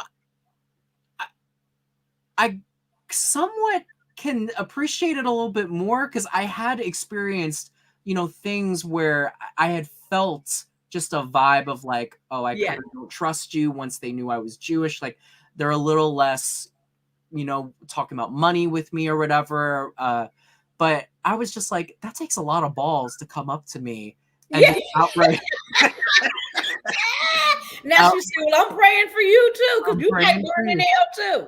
And I was 19. I was like this tiny thing. It's crazy. So, and I have to ask you too. You went across the seas. Did you find it was worse here than it was in Europe?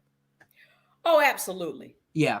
A lot of times, the overseas people actually really like Americans. Really? They want to get to know you. They want to learn your language, want you to learn theirs. I never really experienced racism overseas. Not with not with the people of that country. I've heard similar things from, because I have friends that are out there, and they say the similar things, that it's really a bigger problem in America. I remember I was friends with all the exchange students when I was in college, and you know, I was in college during 2020 when all the protests were going on, and a lot of them were shell-shocked by these debates that were going on, because it just doesn't happen in I had a friend from Japan. I had a friend from France. It's crazy. Yeah. Again, that's why I have an appreciation for. I even told my husband, I said, I want to, you know, now that we are both retired, we're doing the real estate, but we're still in essence retired. And I said, I want to start traveling overseas more, because I always enjoyed doing that. I like learning different cultures, seeing people from different cultures, eating the food of different cultures, you know, just seeing the demographics and all. I love that. And I think if more people would just be open to getting to know and accepting people for their differences. You know, why you want to be around a whole bunch of people that's just like you? I mean, well, and that's what's scary about parents now. So the other day we were putting on, have you seen the movie Elemental? It's a Disney movie. So it's this movie about literally water and fire falling in love with each other, but there was a lot of allegories for segregation and racism in the movie. I did not know this because I'd never seen the movie before, but we had a little girl that had, I think she was in like 5th grade, and we were putting the movie on, and she said, my mom doesn't want me to watch that. I'm going to get in really big trouble if I watch that. And we were like really confused about it. And when we had spoken to the mother, it turns out that was part of the reason. And there's just a lot of parents now that want to protect, and I use that word very loosely, their kids from, I know people are like, oh, I don't want critical race theory. I don't want my kids learning about gay people. And it's just, what they don't get is when you don't expose your kids to these things, right, they're gonna grow up and not understand it. Fear, I mean, you know, anger and fear all comes from a place of not understanding. There you go. When we relocated from Washington, like I said, when I lived in Washington, Jair was 3 when we moved from Maryland. We went from Delaware to Maryland to Washington in 2003, and we stayed there 10 years. And like I said, Washington is predominantly white. Yes. So in every school that he was in, he was, for the most part, the only Black in his room. Yes. But he got used to that. So it didn't. Never phased him. It never really phased him. He saw it, but it's still, because he's a kid. He just wants to be with kids. Yes. We went to church. Then my brother was a pastor, the church I grew up in. Now I'm around more Blacks, but at school and even in our neighborhood, for the most part, there's only a handful of Blacks. And so he got used to that. When we came to Georgia, I spent 6 months actually online just doing research, trying to figure out where are we going to live. And a lot of people kept telling me I wanted to live north of downtown. A lot of people kept telling me you should live south of downtown. But after doing our legwork, we landed in Kennesaw, which is where we are, and we're about 23 miles northwest of downtown. And what I found out and discovered, and we plopped in the perfect place. Georgia is a very transient state. Yes. What we've learned, though, is that the predominance of the people who are born and bred here, they live downtown and south. A lot of the people who have relocated here live north of downtown. That was one thing. Yeah. But when I looked for a school, I said, I don't want any school that has more than 50% of any race. Yes. Black, white, or anything else. So if I saw a school and they had 60% black, 40% white, I didn't want that school. If I saw a school that had 60% white, 40% black, I didn't want that school. We got as close as we could get, and we landed here in Kennesaw, and he went to Pine Mountain Middle School, Kennesaw Mountain High School. Best move we ever could have made. He fit in, he loved it, and it was a great move for us, but it worked because I said, I have to let him see what the world looks like. The world isn't all black. The world ain't all white. So you have to be able to live in the demographics that has a little bit of everything and everybody. So I give him a realistic view of the world because he has to be able to get out and manage himself in this world. That's an amazing choice. That's awesome. I remember when I was studying school psychology, you would notice that kids do initially from primal instinct, they will tend to stick to people that look similar to them. And that's regardless of whatever race or gender or whatever you are. So that's a really great move on your part to force him to be exposed to as many different kinds of people as possible. Yes. Would you recommend, obviously you would recommend that to other parents as well, I imagine. I would, because I just think that, again, I think we do ourselves a disservice when we try to put them in all this, all black, all white, all. I think you do them a disservice because it makes it harder for them to function when they step out into the workforce. You can't go on a job and look around and say, if everybody here ain't black, I ain't working here. That ain't never going to happen. No. If everybody here is white, I'm not working here. That ain't, so you can't, it's not going to happen. So if they aren't used the world's not going to hold your hand. No. So you're giving them a disservice because then they aren't going to be able to adjust and adapt when they get out in the workforce. And it will always be a problem because work, a lot of times the job isn't what becomes difficult. It's the relationships at the job. Yes. I have found, oh my God, at all of these jobs that I've had, I have found it's never the job that has been the problem. It's the people. When I was a therapist and I worked with nonverbal kids on the spectrum, I never had a problem working with the kids, even though there were some sessions where all it was a 2-year-old screaming at me for like 2 hours. Oh my God. There were seriously moments where I was sitting there questioning my life choices. I was like, oh my God. Right. Like, am I really going to be able to do this forever? Yeah, exactly. But I never found that was the hardest part. It was dealing with the insurance company. It was dealing with my boss that was like always breathing down my neck.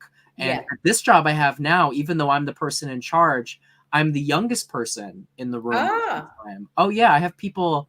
I work at a school where the women that worked there when I went to the school. So, oh yeah, could you imagine that? No, seriously. That is funny. Yeah. But it's the relationships.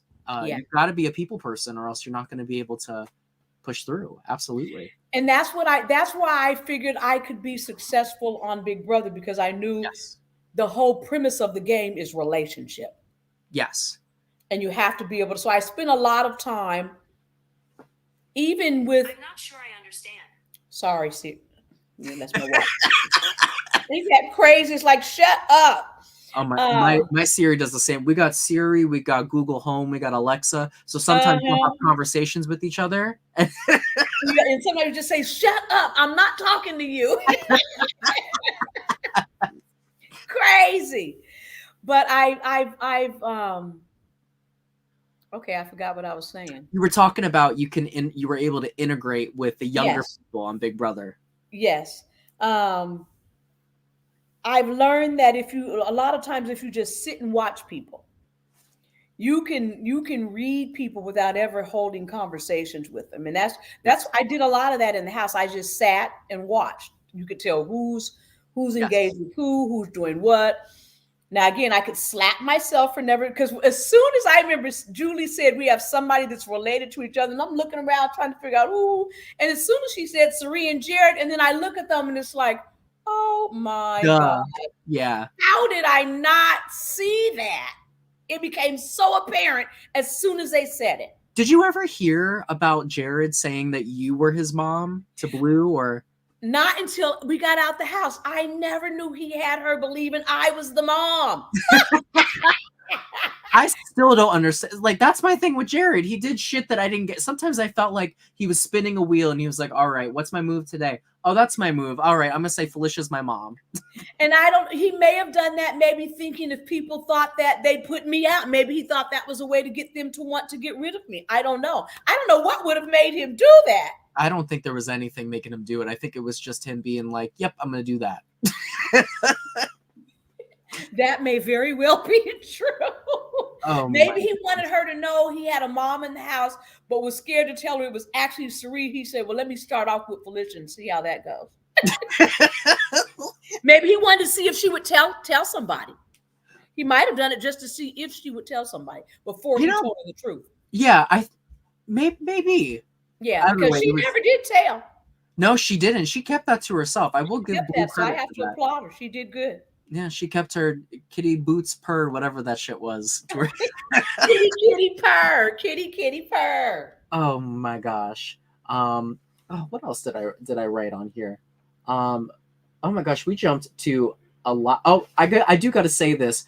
I think we have that laugh in common. Something that people tell me is that my laugh is very identifiable because I love laughing with my whole chest, and that was my favorite thing about you. Have you ever seen this compilation video of all of your laughs the first week? No. Oh my God. I have to find it at some point and I'll send it to you. Yeah, send it to me. No, I have never seen that. Oh my God. It's the funniest shit ever. It's just... people told me, they said, Felicia, there are so many videos out there of all the stuff you did on the show. And I said, what? I remember I kept hoping that first couple of days when I fell in the hot tub and I was like, oh my God, maybe nobody was watching. And I still remember Heisman saying, no, Felicia, nobody saw you. You were just on national TV, but nobody saw you. I remember watching that happen, and we didn't see it happen. We just heard the audio, and you just heard, you just heard the water.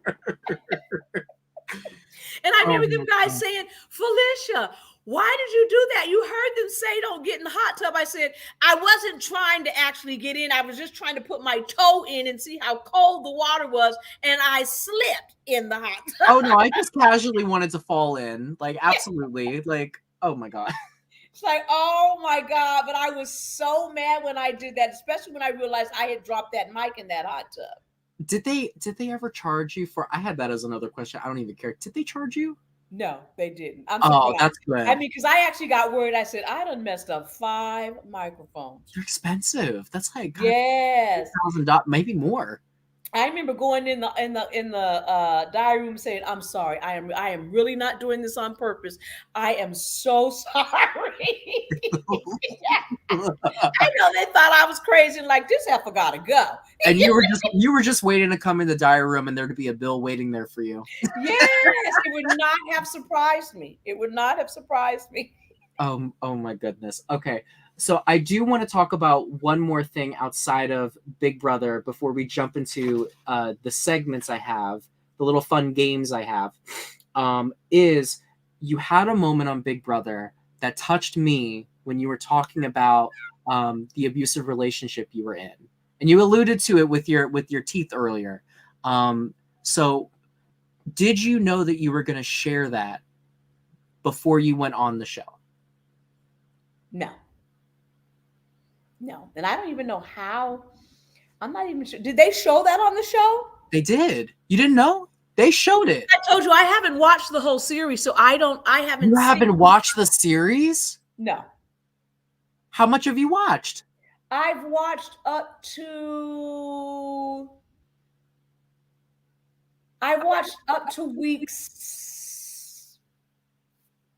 week 7.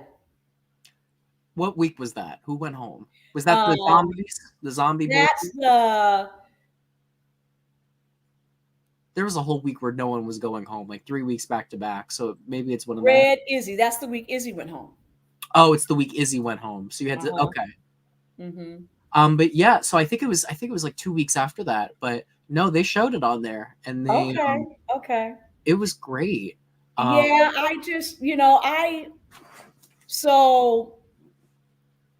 experienced domestic violence as a kid. Watched my mom experience domestic violence. Oh.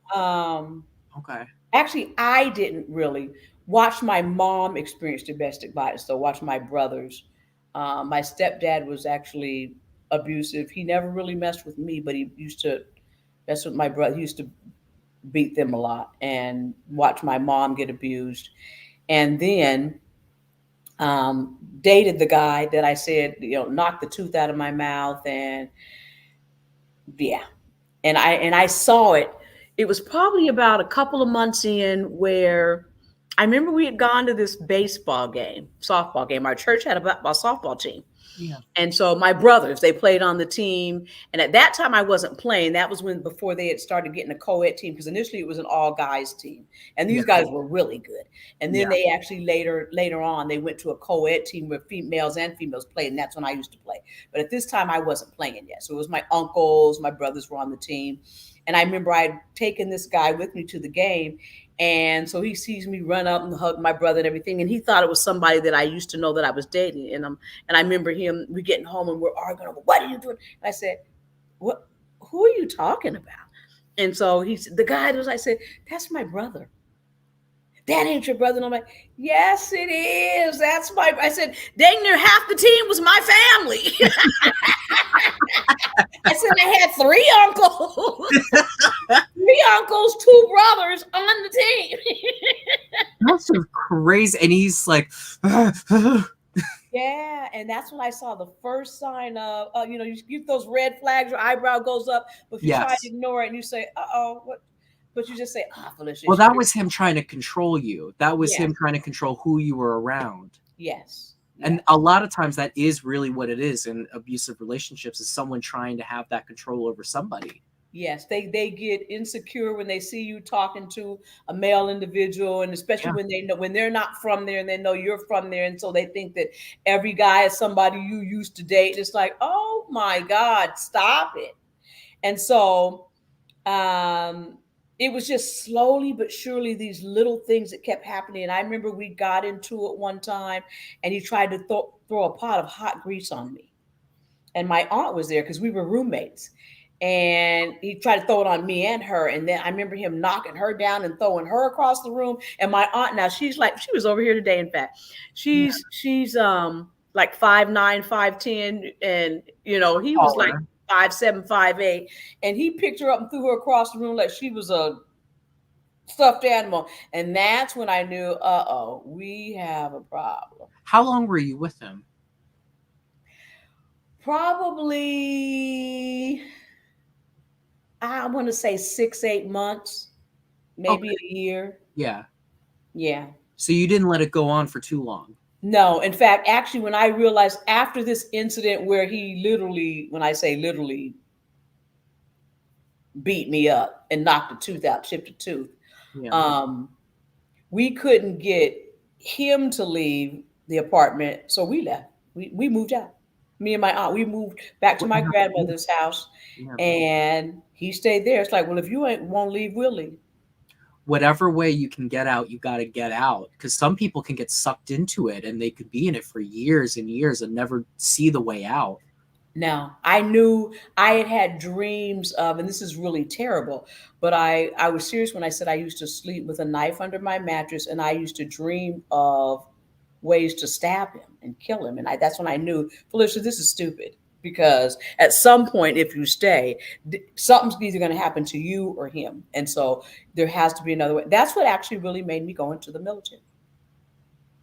Because I knew I had to leave. I knew he would never leave me alone because he was that possessive type something. Yeah. And we had broken up, and I remember I didn't have a driver's license. I didn't get my driver's And this license is before social media too. What people got. Yeah, this is long before social media. So imagine with social media. Yes, he probably would have found me with social media, but this was long before social media, and so I remember that.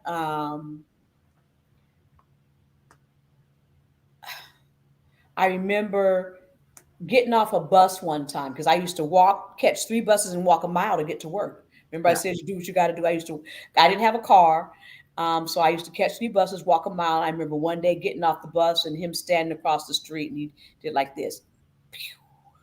And I remember just saying, "Oh my God, some horror movie shit." Yeah. And my brothers, later said, "Felicia, why didn't you ever tell us?" And I said, because I knew what you guys would do. I knew if I had told them, I knew they would feel the need or the urge to go beat him up or whatever. But again, I'm like, but you can't be around me 24/7. He knows where I work. He knows the paths I take. And so I thought, I'm just going to make myself become a target to him because he'll be mad at me because you beat him up. I said, ain't no good going to come out of that.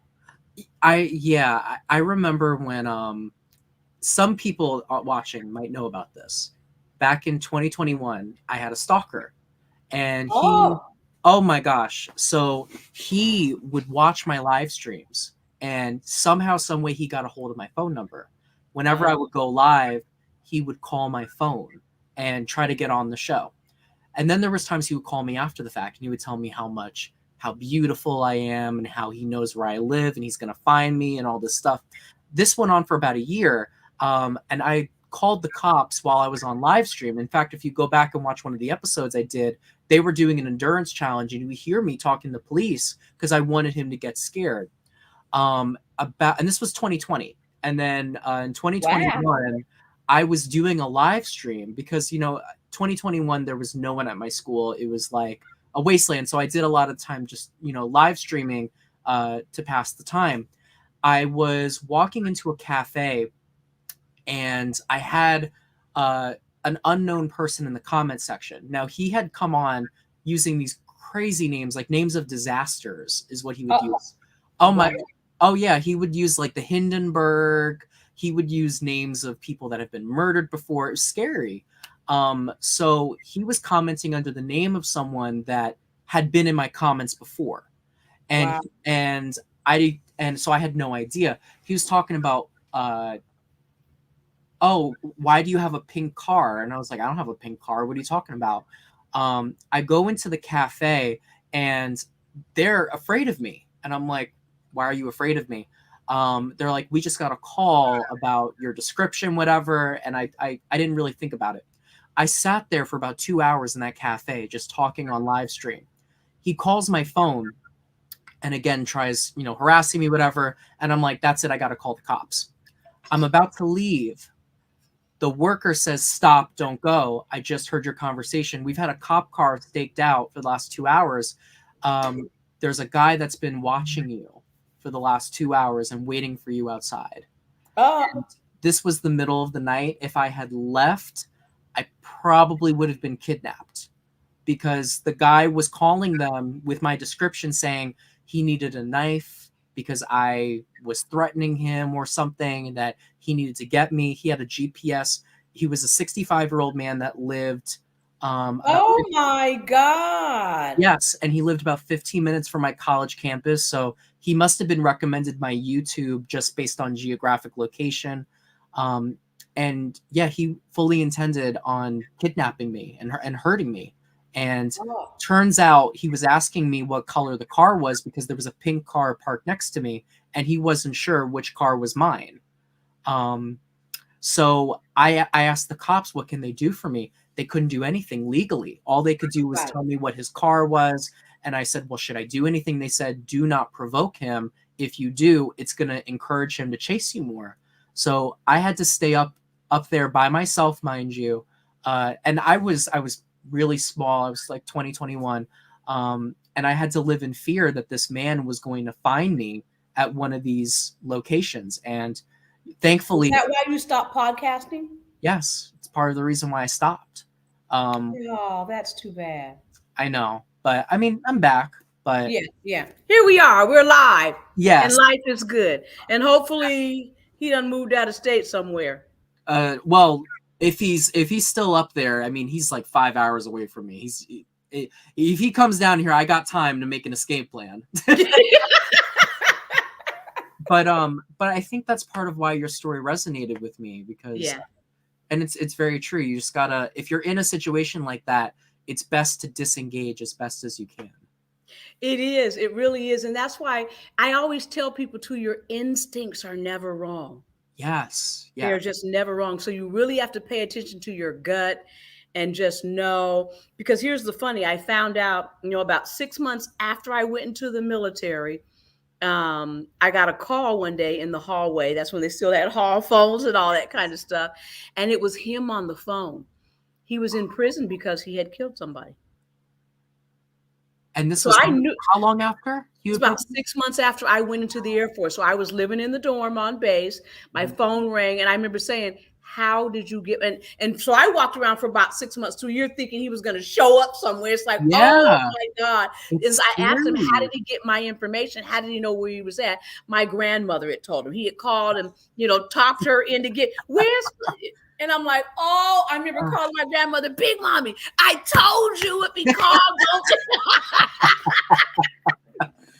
Oh my God. Yes. I was so upset with her, and she didn't know, because again, I had of course not. Yeah. My two aunts knew, but nobody else knew. And so, but I found out that he was actually in prison because he had actually killed somebody. So I knew that with a crowbar. So again, my instincts weren't wrong. I knew that you got out the right time. Yes. And I'm assuming it was a partner that he did this to, right? I mean, I don't know if you know. It was a what? Was it a partner that he did this to? I don't know. I didn't even care to know. Well, and either way, it shows he had the ability to do. Yes. I believe it was actually a female individual. Yeah, that's his target. People like that, they find a specific person to target, and it could come from something in their past that they're projecting on, or just that sense of power. I know even with killers in general, when they study them, they find that there's always a history of animal abuse at first, because they're easier to take advantage of, and then they work their way up. That's crazy though. I didn't know. 6 months after the fact. Yes. It's a lot. And so, well, I'm going to keep you in my prayers, and I just pray that you standing this back up is a positive experience for you this time. I think it will. I feel a lot more safe now, and because I have people around me. What was scary about that experience was I literally was alone. I was far away from any family. I didn't have any roommates at the time, because this was COVID, right? This was right after COVID. Like, this was early lifting, so there really wasn't anything. And honestly, the scariest part was the dread, like you were saying, of not knowing. Do you have eyes on me? I mean, I still to this day don't answer unknown callers, because he would unknown call me. Okay. Still do not. I don't mess with that. I don't mess with prank phone calls. I had friends that would do prank phone calls. I said, don't do that, because it's not a prank to me. It's dead serious. I'll call. That's not a joke to me. Yeah. I don't do that. I don't do those kind of jokes. Right. You're the same way, right? Yeah. It's not a joke. When you've experienced something like that, it's like, I don't fuck with that. The call is coming from inside the house. Oh my God. That would be no, I think of that movie literally. I don't know if you've seen that movie before. Which one? It's That's What Made the Line, but I forgot the name of it. Have you checked the children? Have you heard that? I've heard that line. I don't know if I watched that movie. They made a movie. I honestly try not to watch scary movies, because when I watch scary movies, I have nightmares. Oh. I used to. I'm as the a opposite. kid. I love horror movies. We used as kids, all of the Exorcist. Like when we played that in the house, The Exorcist, we watched all those movies. But I don't know, since about 30, I stopped watching horror movies because I found myself always having nightmares. I mean, well, you experienced one. Yes. Yeah. I think probably after that, that's probably why they don't do nothing for me anymore. No, I totally get that. Well, to lighten the mood a little bit, that was a great talking point. I do have a couple of segments that I like to put in because it's my favorite part of like talk shows. So the first segment that I have is I'm very well known for something called Dylan Rants. I did this literally when I was like 13. This is a chance. This would be a video where I would just talk about things that really get on my nerves. So since we have you as our guest today, we're going to have Felicia Rants. So this is your chance to get anything off your chest. What is something that really just grinds your gears? I got a whole lot of these. So let me just start. The other day I almost went live. A big pet peeve of mine is when you go to the store or go to particularly fast food, but just any place, and you order and your order doesn't come out right, or you get cold food. I like my hot food to be hot and my cold stuff to be cold. And so when I go like somewhere to order food, and I always say, can I get some hot fries? Yes. Because they'll get you some cold ass fries that have been sitting out. Yes. For like 6 hours. And if I get them in there cold, I'm gonna if I order a burger and fries and my fries are cold, I'm gonna say, these aren't hot. And since you're gonna have to take the time to make me some new fries, by that time my burger will be cold too. So you can take back all of this and just give me a whole new order. This is a Jewish trick. When you go to when you order your fries, say, I would like my fries with no salt, please. And then they have no choice but to make it. Yes. Or a burger, I don't want any mayonnaise. So you take something off so they have to make it fresh. Yes, exactly. That is my trade. And I've worked in the fast food industry, so I know the tricks that they be putting up, they be trying to do. Well, I've also noticed, especially since COVID, so most times, even when I know I want my food to go, I go in, I sit down, I take a bite, and then I ask for a to-go container, because you get more food when you sit down in the restaurant than if you just order food to go. The containers are smaller when you order food to go. Yes. If you ever order from Panera, they do that with the soup and they do that with the sandwiches. Yes. Yes. I have paid attention to that. So I go in, I order for there, and then ask them to put it in the to-go container. Smart. I want my money. My type of woman. Now, something else that is a big pet peeve of mine. I get tickled, and I always wonder why people that work in customer service jobs act like they're mad when they have to help you. Yes. It's like their job is an inconvenience. Yes. It's like you're in a customer service job, and I ask you a question, and you're acting like I'm bothering you. Why are you in this job? It's like, listen, I'm sorry, you can't work from home. This is not that type of job. You have to interact with people. That's the name of the game. I mean, there's worse jobs that you could be doing. Yes, but when you go in the store, I don't care where you at, something where you're behind a counter and you're acting like you're bothered because I'm asking for your help to do your job. This is your job and you bothered. What is that? I just get tickled at people say, clearly she doesn't realize that she's not a people person and this ain't the job for her. Well, exactly. And there's plenty of jobs that they that they could do. You see, you would be a good manager for I mean, you're way above that pay grade. But I totally agree with you. I've worked in so many customer service jobs where the people there, they just walk in with this like shitty ass attitude. And it's like, if you don't, when I worked at Brooks Brothers, which is like a tuxedo place, the woman, one of the women that I helped there find a suit for her husband, she's the one that recommended me to find the company that I work at now, where I make a really good amount of money. I would not have found out about it if it was not for her doing my job. Yeah. There you go. I also don't like I don't like whiners. Yes.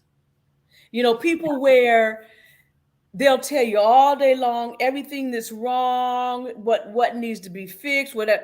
but they never give you a solution to a problem. All they ever do is complain. Well, what do you think we should do to fix it? I don't know. So shut up. Exactly. If you're If not going you to ain't got no solution to the problem, shut up. I don't need you to talk about the problems all day if you can't come up with a solution. Stop whining. Go sit down.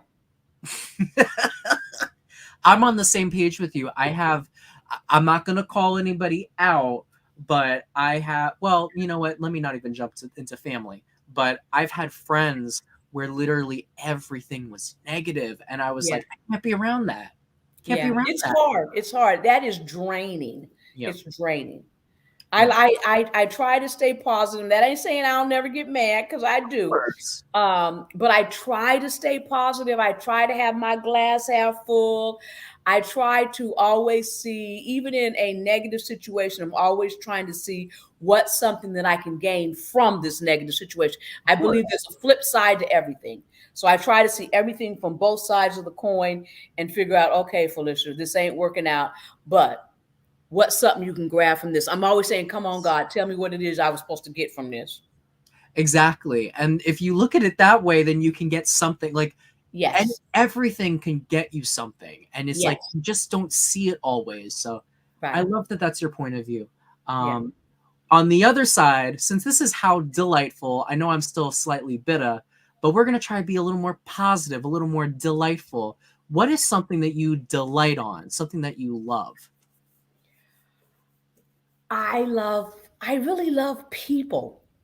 If that makes, I get my energy like a true extrovert. I love being around people. Crowds give me energy. They really do. Yes. Talking to people. I like being impromptu. I don't do well with scripted stuff. I really don't. I remember when I used to take speech classes, my teachers always got mad at me because you have to do the draft and the whatever, and they wanted you to stand up there with your notes. And that always made me uncomfortable, because when I was trying to make sure I said everything on the paper, I would lose my place and all that. I said, let me just get up and talk. I can say this whole speech and I don't need that piece of paper because I have it up here. And so I like to I believe that if you get in the room with people and just watch and listen and be your authentic self, that's all you need. I love that. I think that's great advice for everybody. And I think that there's this idea now that you have to be perfect, or that you have to present the best possible self. Just be yourself. And I know it's corny to say that, but I think you're a great example of someone who's just authentically yourself. Yeah, and I try to authentically be myself all the time now. Again, you change, like when I'm in church, or when I used to be at work, or when I'm around superiors, that kind of stuff. You still shift a little bit based on your crowd, but no matter what crowd I'm in, I'm still Felicia. Of course, you're just a different Felicia. Yes. You're a different mask for different situations. I have a different mask on. I mean, the Felicia that I am around my husband and my son is not the same Felicia that I am when I'm around a boss or whatever. I mean, when I go into the office, when I'm around a client. So, you wear different masks around different people, but they're all still getting the foundation and the basis of Felicia. So tell us how you really feel, Felicia, because they know at some point I'm going to tell you how I feel. And they're going to respect you more for doing that. Most of the time. Yes, most of the time. Most of the time. I love it. I also like to travel. I like to have fun. I like to laugh. Yes. I like to laugh, and I believe you have to be able to laugh at yourself. Yes. That's the biggest thing that people have a problem with, especially in today, being able to laugh at yourself. And I mean, people were saying that you look amazing for your age. And I think that has something to do with it, your attitude. Yeah. Being able to laugh, it's the best medicine. Yes, yes. Have to be able to laugh. I think laughter cures all. It brings you joy. Absolutely. Yeah. All right. The next segment that I have is this or that. So I'm going to tell you two things, and you have to tell me one that you want to keep and one that goes away forever. Okay. The first one that I'm going to have is going to be assisted by some clips. So these are two memes that you were very well known for. So the first option is going to be Bowie Jane. Bowie Jane. is fucking Bowie Jane. And the second option is going to be, hold on, let me get the video file. This one. Today. You know, when I first saw that, I said, I think I actually scared her. You saw Ronnie go. It was my favorite moment ever. I was so I loved it. So which one would you like to keep? Fucking Bowie Jane or today? Probably the effing Bowie Jane.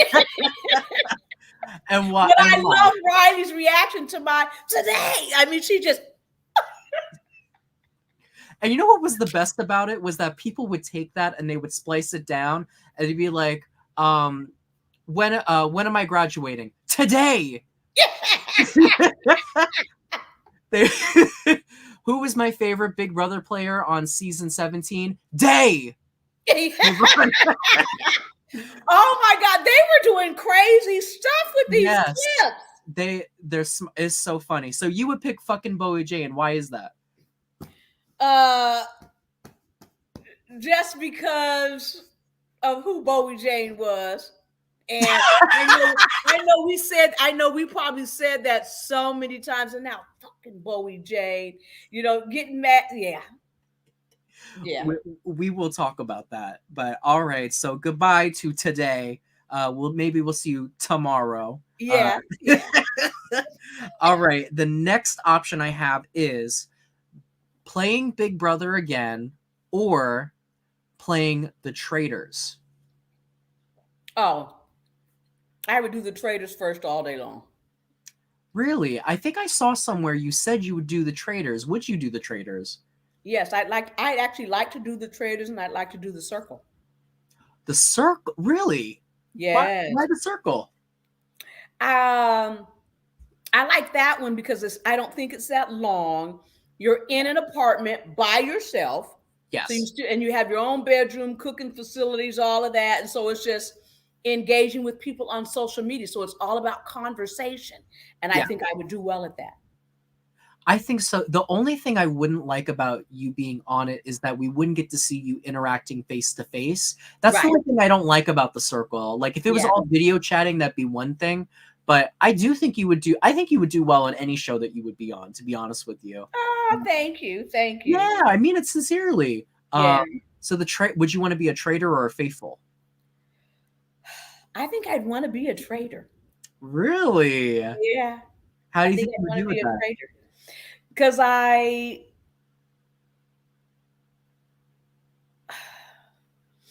think I would do better as a traitor. They have more control over outcomes. They do. Yeah. Yeah. They haven't figured out how to manage it. There's a game called, have you ever played the card game Mafia before?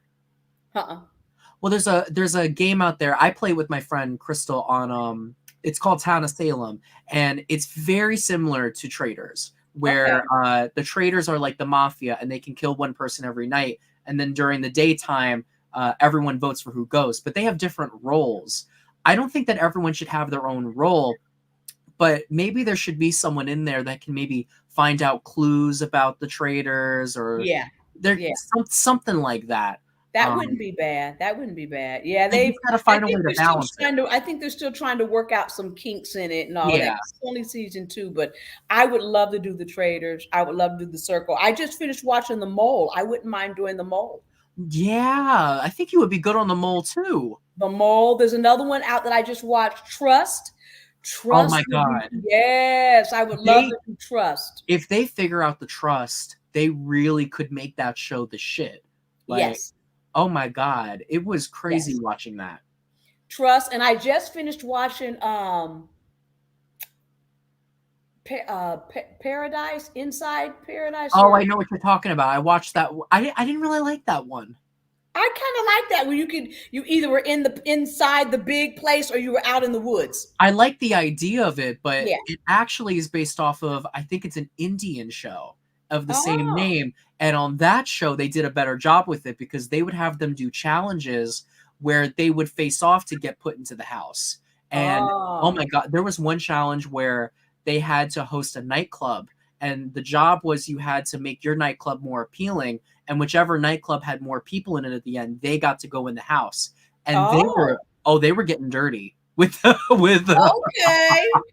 Dude, I would love that. they were dragging people out, they were blocking the doorways. It was crazy. Like if they did more stuff like that, I think it would be Okay. listen, they better not ever give me an EP role on a reality competition show because we would be doing crazy shit like that. There's so many good shows out there now. It's unbelievable. Oh yeah. I don't like the challenge. I think they've messed up on the challenge in that they keep bringing the same people back over and over again. Thank you. I had an argument with I'm gonna call him out. You met Isaiah, right? From Silent Podcast. I've known him for years. I had an argument with him about when they did the CBS challenge and they brought in MTV people. I was like, hold on. This is supposed to be CBS people. Why are we seeing Johnny Bananas again? That other girl again? I couldn't watch it because I just had no interest in watching the same people that come on and feel entitled. Like the fuck is that? Yeah. There's enough people out here where you can bring in a new cast every time. I can see if you have maybe one or two, but when you have half the cast, it just keeps. Some of these guys are on their third and fourth times. Okay. And the Traders did it right, where they brought in recognizable people. I remember they bring. I stopped watching the challenge years ago, but they started bringing in people from like someone that was second out on Survivor Romania. They brought in someone from, and no problem bringing international people, but bring like people that won or did something interesting. Yeah, it's crazy. All right, so the Traders season 3, they better be giving you a call. I'm waiting for them to call me. I've already talked to a couple of people too, and some people that I know that kind of have a little spot in that, and said, "Listen, Traders or the Circle." That I'm waiting on my call. They invited a Brett from Big Brother to do the Circle. I think that you have a good shot. I really do. Okay. Yes. Number 3, kettle chips or red vines.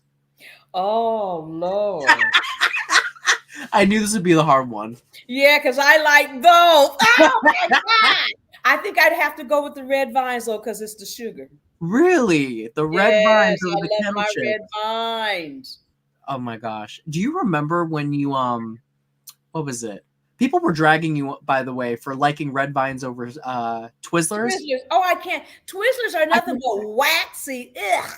Thank you. They put on too much shit because I think they wanted to look shiny. Shiny and glossy. No, my grandmother had an ice cream store. Yes. And she sold ice cream, but she also had the penny candy and the licorice, and she had red licorice and grape licorice and black licorice. I love red vine licorice. Thank you, because it's real licorice. It's not real licorice. That Twizzler stuff, that ain't nothing but chewing wax. It doesn't taste like anything. It doesn't. It doesn't have any flavor. And like I said, it's just that shininess. The texture, everything is wrong.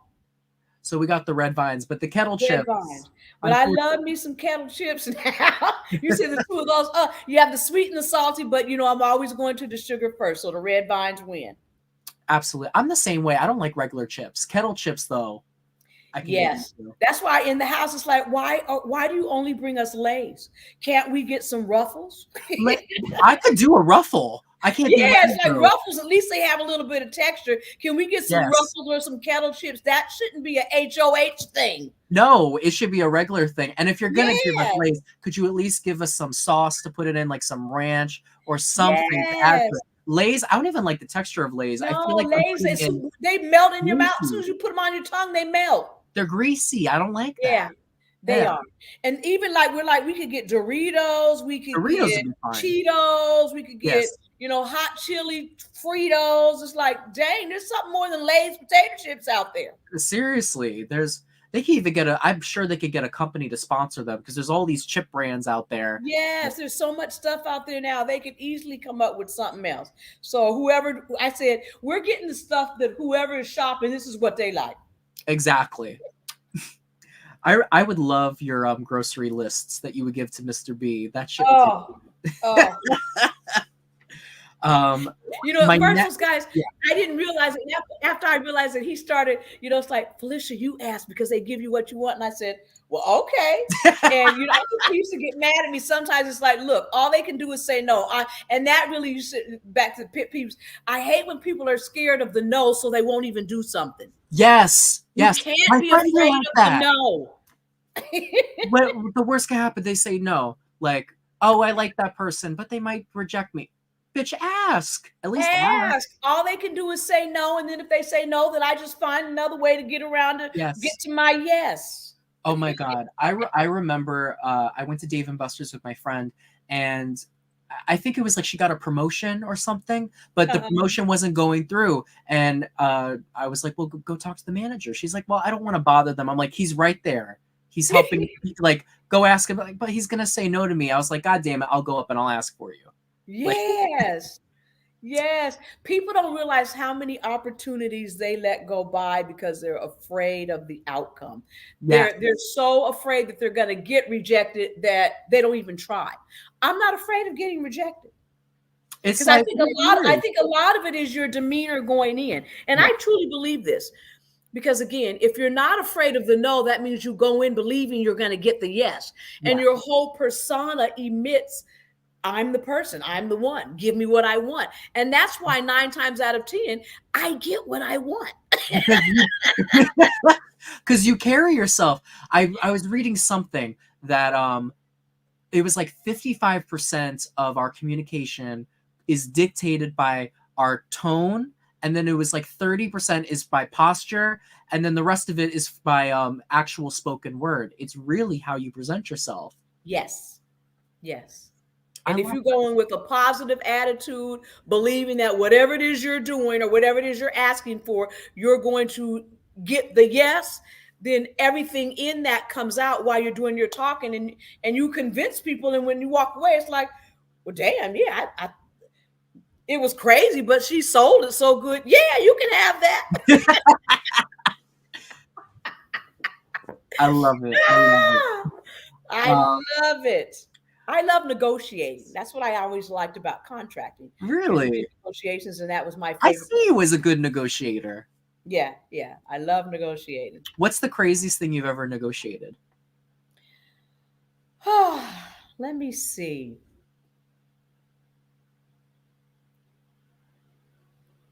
I'm always negotiating. I'm always trying to get something and just like, do you think I can? Let me think about that. The craziest thing, because you know, in the military, it's, you know, I did a lot of supplies, commodities, services, furniture, rugs, that kind of carpet.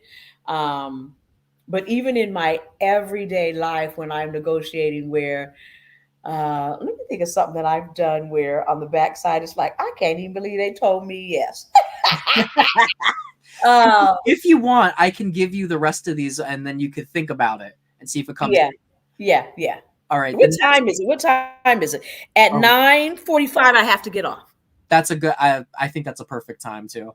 Okay. All right. The next one is powdered seasoning or fresh seasoning? Fresh seasoning. Yeah. I'm always going to go with fresh. When you're cooking, you want as fresh as you can get. I agree. My friend Sharonica, I visited her in Philly and she made me a pork chop and she doused it in powdered seasoning. When I tell you, not to get too graphic, that toilet got fucked. Okay. Yes. That makes it just run through. Fresh is always better. Yes, I totally agree. Next one, brown sugar babes or bye bye bitches. Well, based on just saying bye bye bitches. We're the bye bye bitches. The bye bye bitches. You know, And this season, we really had the ability, if the females could have stuck together. We were sitting in there with what? 7 females and 5 guys, but we couldn't get. That was when Blue was still with Jared, America was with Corey, and you couldn't get them to move from that. And Bowie Jane was scared to make a move without the house. Someone putting their hands up her ass. So there you go. And I just said, I've never, to this day, I don't think I've seen them ever be able to form a female alliance and be able to run that house. It's because only they've always believed that they need the guys to do it. No, you don't. No, and what happens too, I feel, is a lot of the women they put on Big Brother compared to Survivor almost are looking for a relationship or in the route where they can. So what happens is they get sucked into a showmance. Like America, I think if America wasn't with Corey, might have been more for pro women. Right. Same thing with Riley getting stuck with Matt. So it's just what happens, unfortunately. Right. And they actually build in people that they think may end up in the showmance because they want that as part of the show. Of course, it's there's people that watch just for that. To that I say, go watch Love Island. Oh wait, that got okay. And the last one, it actually has a. Let me see. Did I put the pictures? Did I upload the pictures? Yeah. Yes, I did. Okay. So I got to upload these. First, let me see if I can share my screen and it'll show. Okay. We have Sari in a gray robe or Corey in a gray robe. Sari in a gray robe all day long. Yes. She damn near lived in that gray robe. She lived in her robe. She lived in her robe. I lived in my robe. Like I said, it was cold in that house. Oh, I bet. That's why I was like, I never gave her flack for it, but I just thought it was funny that she she brought her robe from home. She was smart. I remember I had asked them, could I bring my robe? And they said, yeah, if you can fit it. I'm sorry. They said, yeah, if you can fit it in your suitcase. But I knew by the time I got everything else in, because I have a thick robe, I couldn't fit it in there. And so I just left it at home. That stinks. So the next segment I have is almost kind of like Fashion Police. There was a lot of interesting fashion choices on Big Brother. Okay. So, we're going to do cute or ew. So I'm going to show you a picture of someone's look from Big Brother. It may include you. And you have to tell us whether you think it's cute or it's an ew. Okay. Yeah, ew. This will be fun. So the first one I have, this was Corey's eviction night jumpsuit that he wore. So ew. Did he have did he have this the whole time? I swear I did not see it until this very night. He did no. Well, actually, this was America's. You're joking. He was wearing America's jumpsuit from OTEF. Oh, ugh. So you give it an ew. Yeah, that's an ew. And I concur. Follow up, his mustache, cute or ew? Yes. The mustache didn't work, and it still don't work. Ew. No. All right. I love it. The mustache was gross. Did he shave it? I haven't looked at his streams lately. I think now he has finally shaved it. I think he was trying to keep it on the outside of the house. But he finally shaved it because I don't think America liked it. Thank God. All right.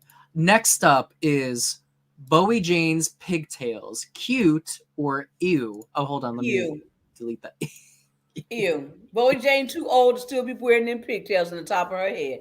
She wants to be young so bad, but it's like, girl, ew. Did you guys ever say anything to her about that? No. No. I thought her haircut itself, she's got a really cute haircut. And it's so she can punk rock her hair in so many different ways. But the ponytail, I don't know. I just think that that's too. No. Have you ever seen the movie Freaky Friday? I think so. It had Lindsay Lohan and Jamie Lee Curtis. And basically they swap bodies. So the young girl is in Jamie Lee Curtis and she wears the pigtails. That's what made me think of this. All right, and I agree with you. It's definitely... She loved them pigtails. She's still wearing them too, even now. Oh, trust me, I've seen. Yeah, it's like Bowie Jane. Stop with the pigtails. Just punk rock your hair out. Put the glitter in it. Do something else. That's what I thought she was going to give. I really thought, like preseason. Yeah. But she had a beautiful. I have to say this. I still felt like Bowie Jane had one of the best pictures on the wall. I agree with that. She had a great photo. Her and Kirsten had the two best pictures. Kirsten, I said this when her cast reveal came out, is genuinely one of the most beautiful people that has ever been in the house. Beautiful, stunning. Seriously. Yeah. All right. Next one includes you. It's a 2-for-1. You and Cerise rowboat look, cute or ew? Ew. Ew, really? Why do you say ew? Ew. I hated that stuff. I mean, the helmet, the vest. Now, actually, once we got rid of we came out the competition. Now, I kept the shirt and the jacket and the pants. Yes. Because it gave me some long pants and it gave me a jacket for when I was cold in the house. Yes. But when I think of all the other costumes that everybody got, then actually I have to probably say it was okay. But overall, it's an ew. It wouldn't be something where I would go to the store and get myself. I do agree with that. I'm going to say cute, though, because, I mean, comparatively, you guys got off pretty good, I would say. We did. I think if you lose the vest and you lose the helmet, I like that color blue. Yes. And so I could see wearing that out, but get rid of everything else. get rid of the helmet, just like boinged on our heads. Yes. So I didn't realize this, but I guess we're running into a trend here of Corey wearing other people's clothes. So the next one I have is Corey in blues. Is this the pink? Yes. Actually, I have to say cute. I don't know. You know how sometimes you can just wear something and get away with it? He was able to do that and get away with it. Honestly, yeah. I thought the same thing. I thought it was great. Cute. He stunned us. That's when I realized he really was comfortable in his own skin.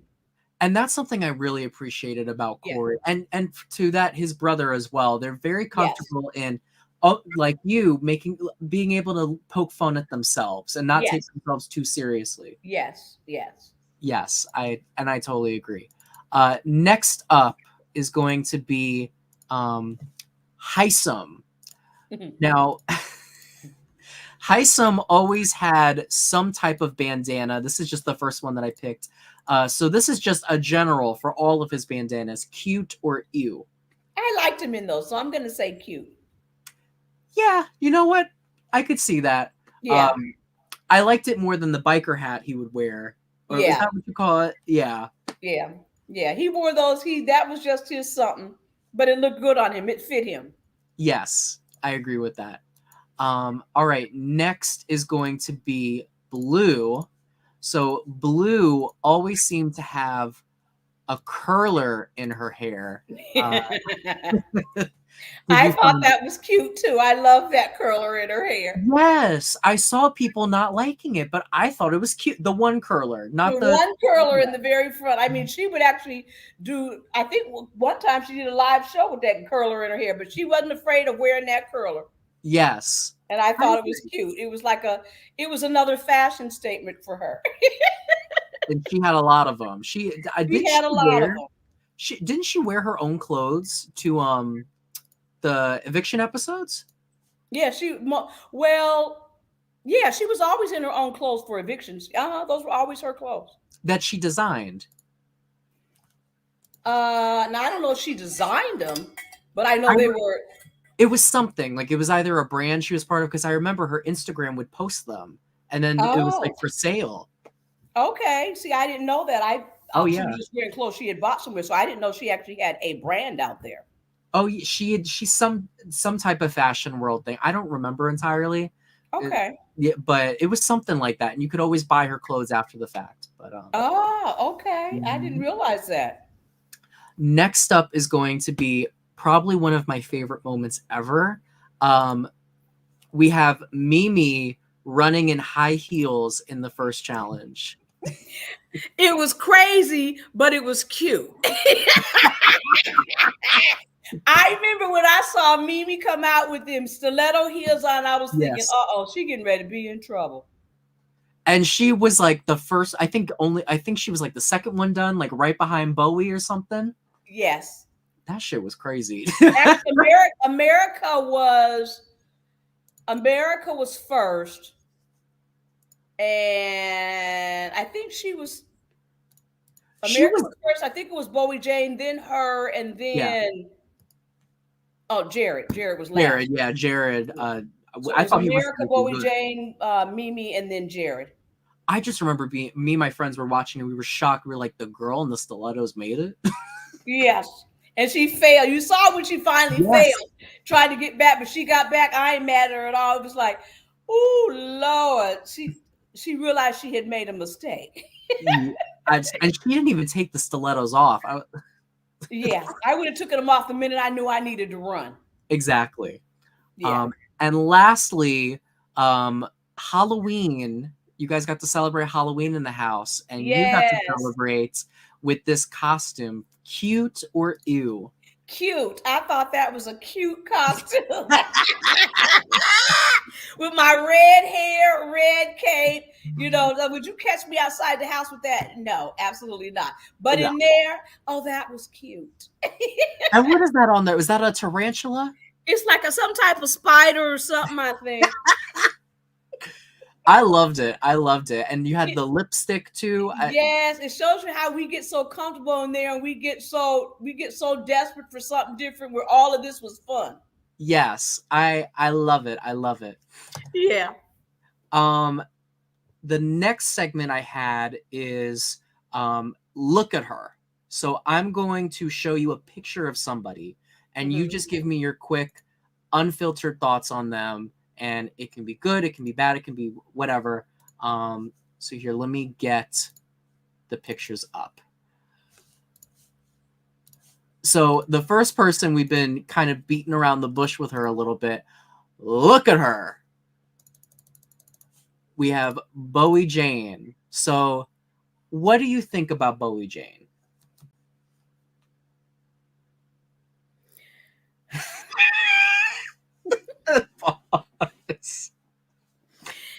So here's the crazy. I actually really liked Bowie Jane. Mm-hmm. She could be fun when she wanted to be, but on the back end, when I realized that some of the stuff that was said and done behind the scenes that I didn't realize was being said and done. I had no ill will with her when she wanted to be fun. In the house, I always got irritated because she never made a decision on her own. It was, well, what does the house think? It's like, well, Jane, what the hell do you think? For once, just voice your opinion without needing to know what somebody else thinks first. And is that why you guys kind of took a step back from her in the beginning? Yeah. Have you spoken to her since the show? No. Do you plan on? I mean, if I were to run into her somewhere or she called me, I mean, again, I don't have any ill will, but when I hear some, here's what I say. I realize the game is the game.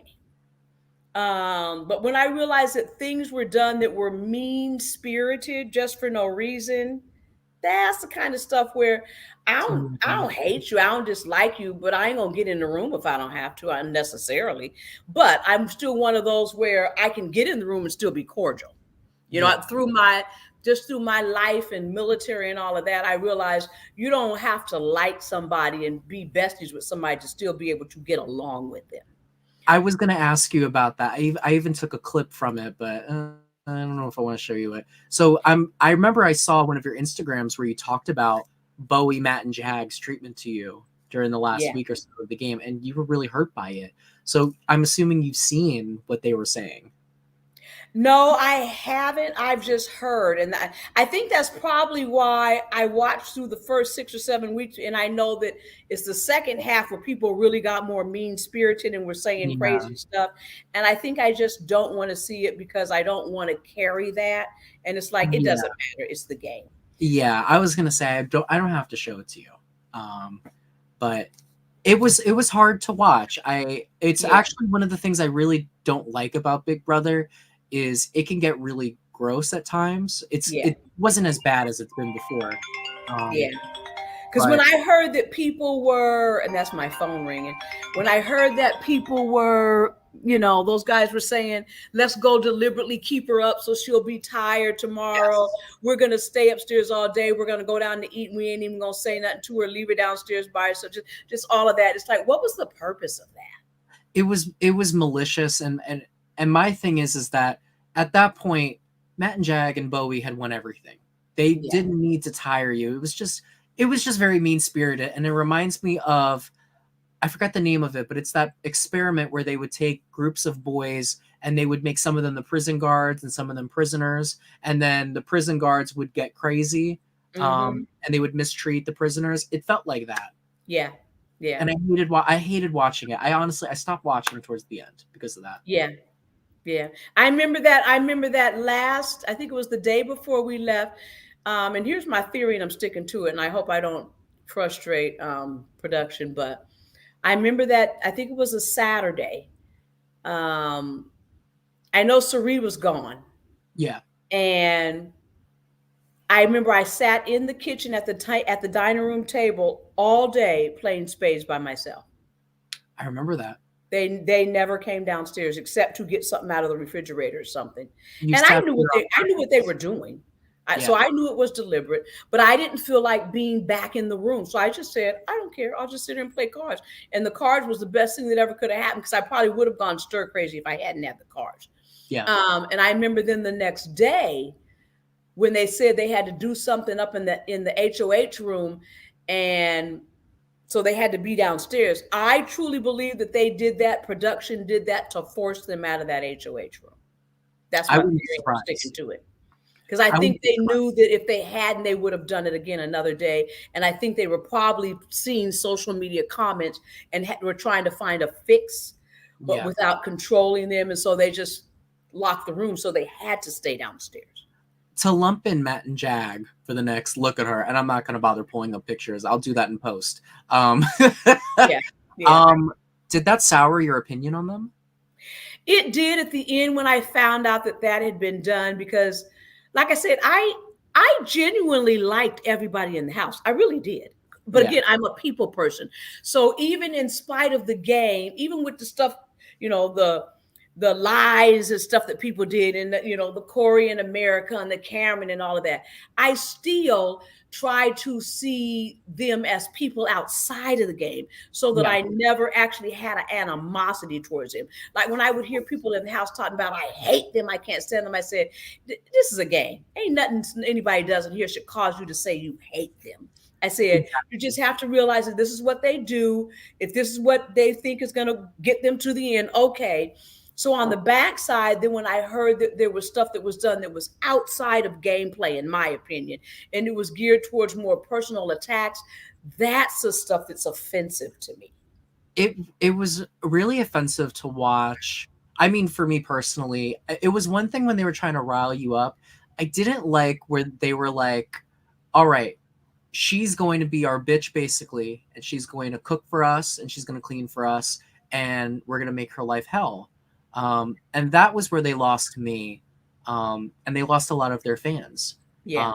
Have you been able to talk with them after the fact? Actually, I did talk with Jag. Me and Jag have had a long conversation, and he has apologized, and I accept his apology, and I'm okay with Jag. I like hearing it. I'm assuming not Matt, though. I have to say that on finale night, and I think the next day, that weekend, Matt did come up and apologize to me. But I have not talked to Matt since I've left Los Angeles. And that's fair. And you had time to watch everything back. There's stuff going on with Matt too that's just Yeah. I ain't gonna say nothing. I'm sure you've seen what's going on with that. Yeah. But people really are their worst selves, and I found a lot of younger guys go in there and are their worst selves when they're on the show. Yeah. Yeah. You just got to remember you got your own blessings, and they got their own things that they got to handle. So there you go. And again, I just believe that people, you can't get carried away in where you think this is going to carry you. And, even though I was my authentic self in the house, I wasn't ever trying to play a role. I remember holding that, and I think I've said this. I remember holding that conversation with Blue when she said, and we were sitting on the couch in the living room. She said, I can't wait to see everybody after the show to see who they really are. And I said, what do you mean by that? Yes. Who they really are? And she said, she said, like, for instance, you're only seeing 20 or 30% of who I really am. And I said, oh, yes. Okay, well, you hiding a whole lot then.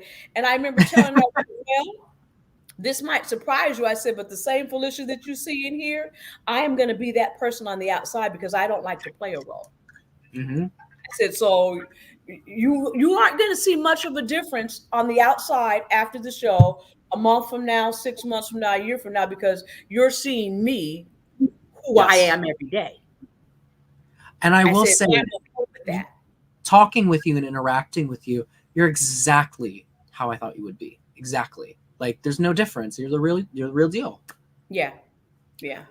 I do want to ask you, the next person I had was Sari.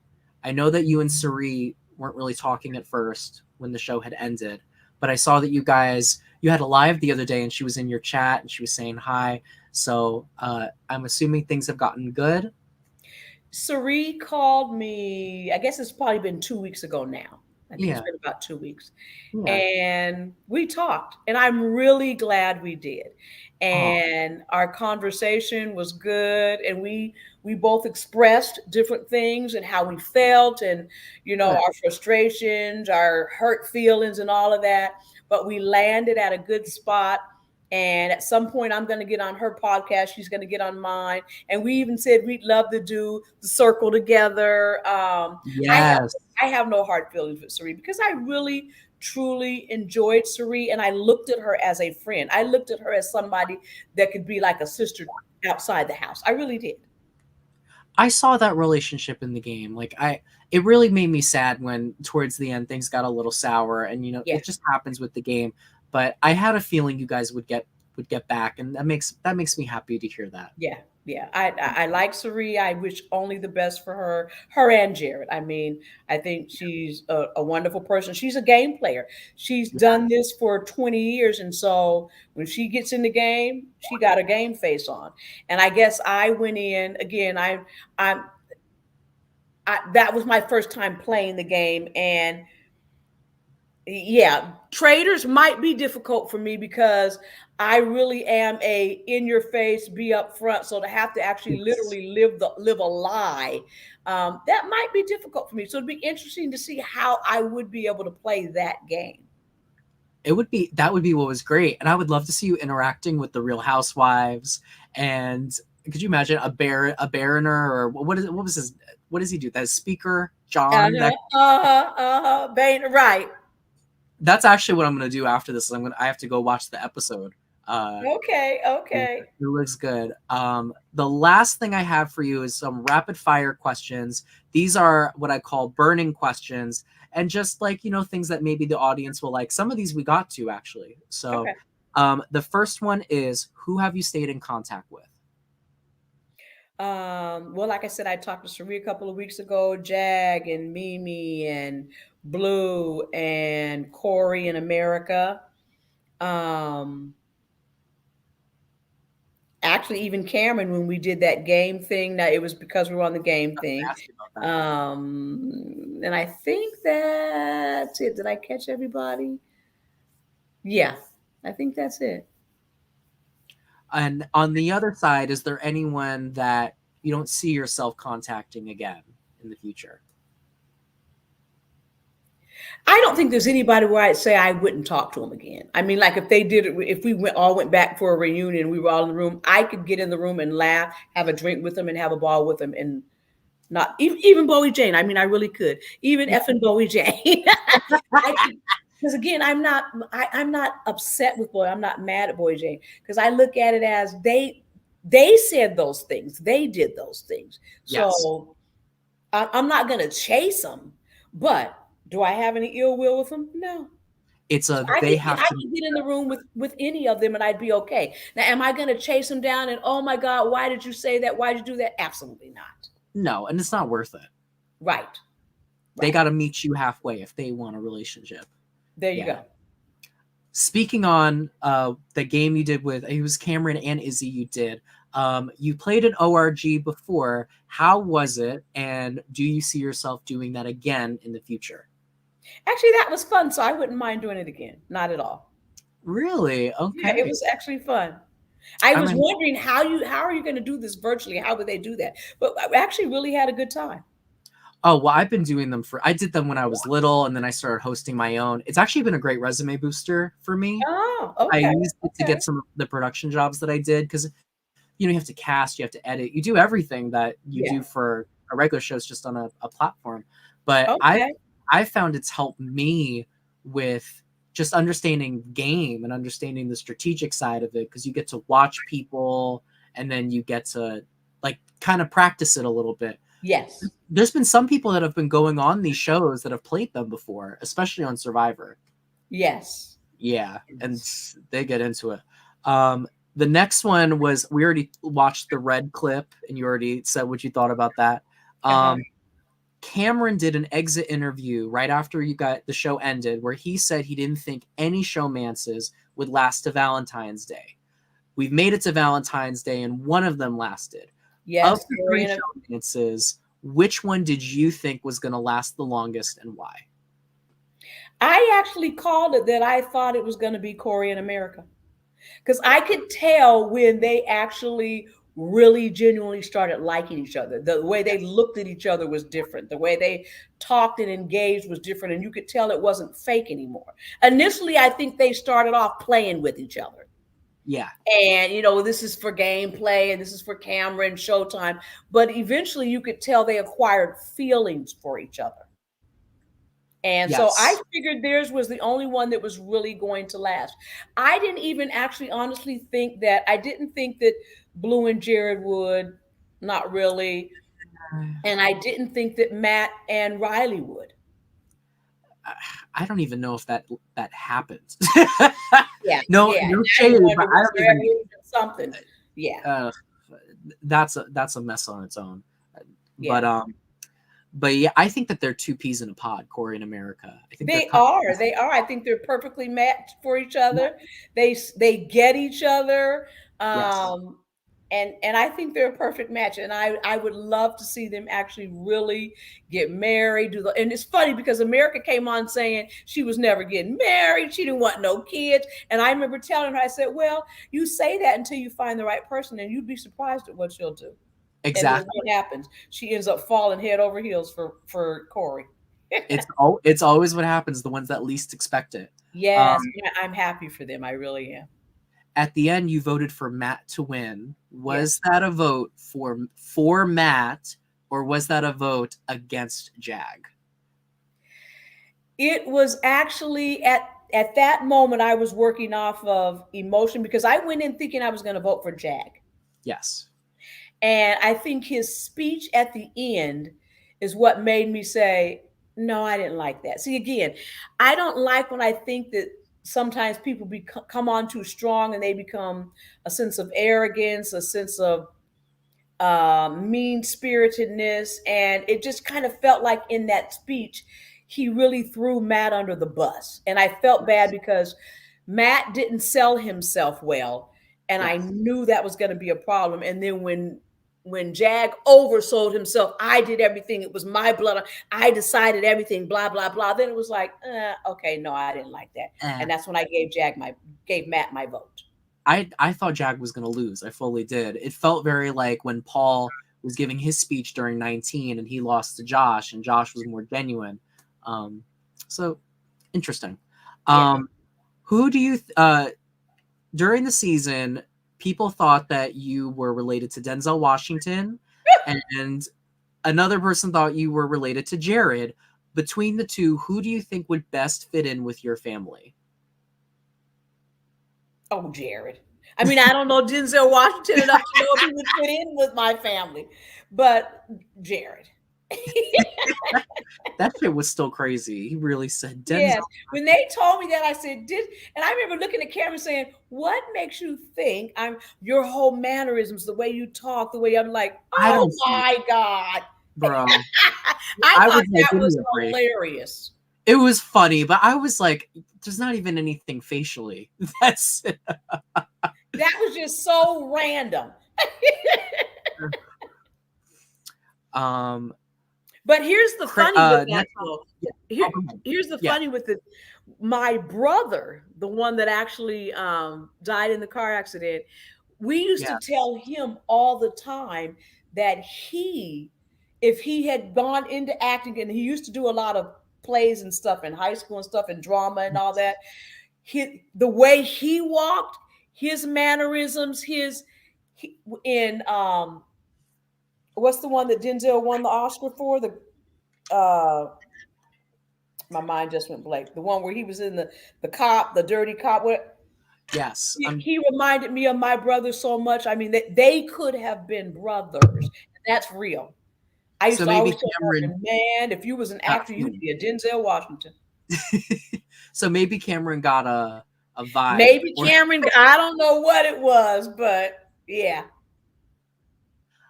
That was actually one of the questions I had too. So your brother did pass away while you were on the show. How close were you to leaving when you found that news out? I really wrestled with that. Because I didn't want to feel like that show meant more than my brother. Yeah. Because it didn't. I didn't want to not get to tell him goodbye. Yeah. I didn't want to not be there for the service and be in the room. Yeah. And it was when when I left for 4.5 hours, I was out with production, and I was able to get on the phone with my nephews who were at the hospital where my brother was at. And they were able to turn that camera and let me see him. And I got to talk to him and say a prayer to him through the phone. And they said, Felicia, you got to say goodbye. I did get to say goodbye. I thought that they didn't tell you until after it happened. He was alive, okay. But so I won't say I said goodbye. I just got to talk to him and say a prayer. This was on the 28th of September. And I remember my spirit told me on the 30th that he had passed that day. But I had told production I didn't want to know if they got the call that he actually passed, because I didn't want to have that weight of that. Because my nephews in them said, Felicia, would have been thinking about that the whole time. Yeah. They said, Auntie, we want you to stay. And I said, but that means I'm going to miss the service and blah, blah, blah, blah. And they said, we had a family meeting, and the family agreed that there's nothing you can do anyway. And so we would rather see you stay, because we think you're doing well, and we want to see how far you can go. And we think this is what Norman would want. And that is what made me stay. And so for the rest of the game, I really was playing that game for Norman. I wanted to, and that's why I say quitting. I didn't want to quit. And so I appreciated that so much. I was like, that was another thing that made me really admire you so much, was you stayed and you kept fighting, and you dealt with all that fucking bullshit despite what went on. And I think that's why I was upset on the day that we did the haunted house, and I ended up back outside. That Saturday, I woke up and my gut told me he had passed. Yeah. And I remember going into the diary room and telling him I wanted to do a video to send to my family to say goodbye. I said, Norman passed today and I need to do a video to my family. I need to tell them.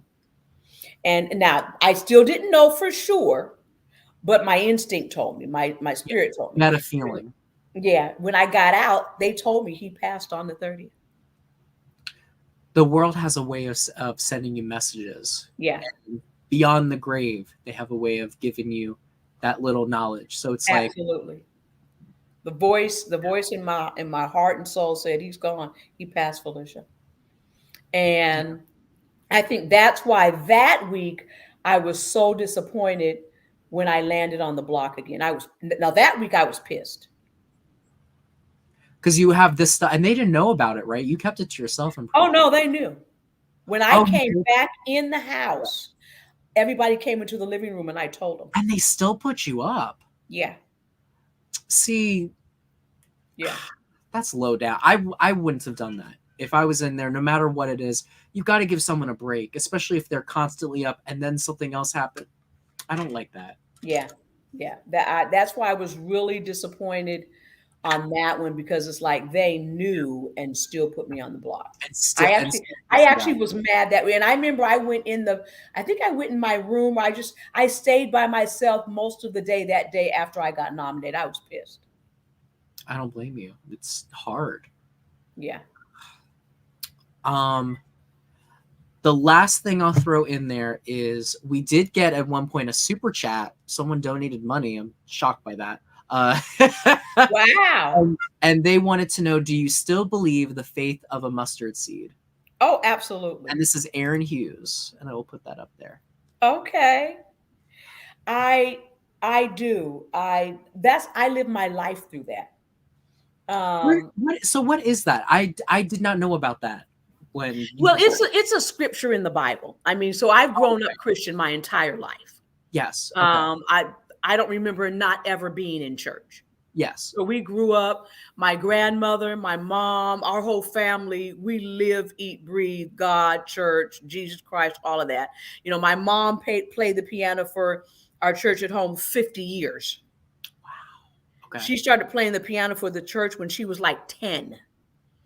My uncle has played his entire life. He still plays. My younger brother has been a pastor for 35, 40 years. Yeah. And so this is we grew up in the church. And so when we went in the house, they told us we couldn't have any books or anything, but you could have a Bible. And when I found that out, I said, oh, that's all I need. If I can have the Bible. And so that gave me my peace. That's how I was able to survive in the house. When they told me I could have a Bible, and I wanted my own Bible, because at first they wouldn't let me, the Bible that I had brought, it had some type of something on it that they said it showed the name of something, so they wouldn't let me bring it. And they said, but there's a Bible in the house. I said, no, can I get another one? Can you let me buy another one, or give me another one? I said, because I want to be able to flip the pages and write in it and put tabs. I said, and I can't do that with the house Bible. And then that means I have to share it. And when somebody else wants to look at it, if we want to look at the Bible at the same time, now we can't. So they gave me another Bible so that I could have my Bible. And so that's why I like getting up early, because I would always get up early in the morning before everybody else got up, take my shower, fix my cup of tea, and go sit. And that's when I would read. And that's when I would do my prayer and say, come on, God. I mean, every time I landed on the block, I would say, okay, God, I don't know how I'm going to make it, but I know you're going to carry me. I said, I'm working off this faith of a mustard seed, because the mustard seed is supposed to be one of the smallest seeds, period, of all plants. Yeah. And, there's scripture in the Bible that says, if you just have the faith of a mustard seed, God will do the rest. And I believed that. And I believe that in everything that I do in my life. Trust and believe. I'm always saying, if you just believe, you have to trust and believe, and faith is something you can't see. It's something you feel. I totally agree with that. I grew up very non-religious, but as I got older, and especially when I went away and I learned more about Judaism and Christianity and all these things, what I realized is you don't necessarily need to believe in heaven or whatever, but a lot of the things that are in these books are just things that can help you in your day-to-day life. And, I didn't know that that's what that meant. And now hearing that, even though I'm still not Christian, that's something that resonates with me. And I think that there's a lot of things that you can pull from religion, whether it's your religion or other religions, that can help you in day-to-day life. Absolutely. Absolutely. Yeah. You have to believe that there's a higher power, something working bigger than you. You know, I believe that nothing happens by happenstance. I believe that everybody has a predestined journey. When you come into the world, it's already predetermined when you're going to leave. We don't know it, but it's already been it's predestined. What's for you is for you. What's for you is for you, and I can't do anything to impact that. People all day think that they sabotage and all of these things, but I still believe that nothing happens that isn't supposed to happen. It's how you respond to it and how you react to it. That's what determines where your outcomes are. I truly believe that. I love that. And you know what? I think that that's a great way to wrap this. It was so amazing talking to you and getting to know you. This didn't feel like an interview. This really felt like a conversation. And that's what I wanted out of this. Yes. And I'm glad I did this. You chatted me so many times, and see, I get so much. And so usually the first couple times I ignore it and I say, if they're serious, they'll keep coming back and eventually I'll respond. And that's really what I've done. That's how I get to the people that I believe are real. And something about you resonated, and I just said, okay, let me just finally respond to him and see what he really wants to do. And I'm so glad I did. I really am. I have enjoyed you. I will gladly come back and talk offline, sidebar, whatever. I would love that. You got my handles. You can have my number if you want it. It's up to you. I know you got Send it to me for real. I will. Seriously. I really enjoyed our conversation. I'd love to engage. If I can ever help you, you help me. I mean, I already told you. If you need help with that tech stuff, I got you. Yeah.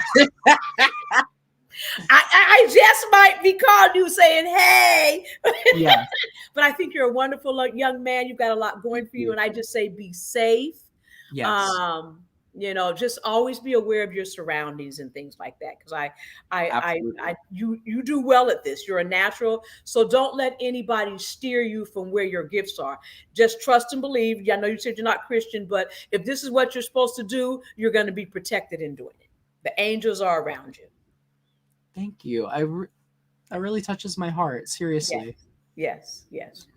Well, before we end, is there anything that you want to plug? Anything that people should keep up with you? I'd like to tell people that, again, I am going to be doing more podcasts and stuff. So I'm just reaching out to different people. And if there's anybody who thinks they have a story, I like just exposing people. I like figuring out, you know, I've been calling it, do you? Who are you? So I want to just present people to the world and let them just be able to talk about what resonates with them and what's a mustard seed, something that's happened in their life where they know it was nothing but the grace of God and faith and belief and trust that carried them through it. Because I believe everybody has those moments, whether they realize it or not. We've all had those moments where you don't even know how you made it to the next day, but you're here. I agree. You had it with that gentleman where if you had walked outside that cafe, that could have turned out different. So you've had one of those moments. I did. That was really divine intervention. Because seriously, if I had been doing anything else, if I had stopped early or whatever, then the workers wouldn't have heard me and they wouldn't have stopped me from walking out. Exactly. So trust and believe that, again, everything happens for a reason. Stuff aligns the way it's supposed to, good, bad, or indifferent. And even in what we think are negative situations, there's always a positive side to it if we look for that positivity. Don't focus on what's going on that's negative. Figure out how you can turn that negative into a positive and what you can gain from that. Because that's what now in 63 years, all these little tidbits of good and bad, happy and sad, it's how I am Felicia today. It's what's made me. And you know, that's really good to hear, because I just had something really shitty happen. I can't say it on here in case there's eyes, but I had an opportunity, if you know what I mean, that almost happened last year. And then at the very end, it got snatched away. And I was told this year it'll happen. And then this year, nothing happened. So I'm just having to keep waiting. And, I'm like, well, why do I have to keep waiting? But I'm trying to tell myself, and it's good hearing you say that there's a reason it's not happening now. There you go. Yeah. I've learned that a lot of times when I'm banging my head against the door trying to make something happen, at some point I sit there and say, Felicia, God is trying to tell you that's not for you right now. Leave that alone. Yeah. When it's time, if it ever becomes time, the door is going to open and nobody will be able to shut it. So just trust that for whatever reason, whatever you're trying to do, that's not what's meant for you right now. Right now. Just wait. Have patience and just know that something better is coming for you. That ain't for you right now. Yeah. Yeah. Oh, I love it. You're amazing. Well, I will close us out. Thank you everyone so much. Give Felicia a follow on Instagram and Twitter and keep up with her podcast. If you enjoyed the first episode of the reboot for How Dylightful, you can give me a follow at Slightly Bitta on all platforms. Give us a subscribe here. And until next time, make sure you stay followed, stay with the faith of a mustard seed, and stay bitter. Thank you, and have a great night. All right. Everybody. Oh, and by the way, if you guys want some Mama Fee garb, mama-fee.com. How did I not clock that?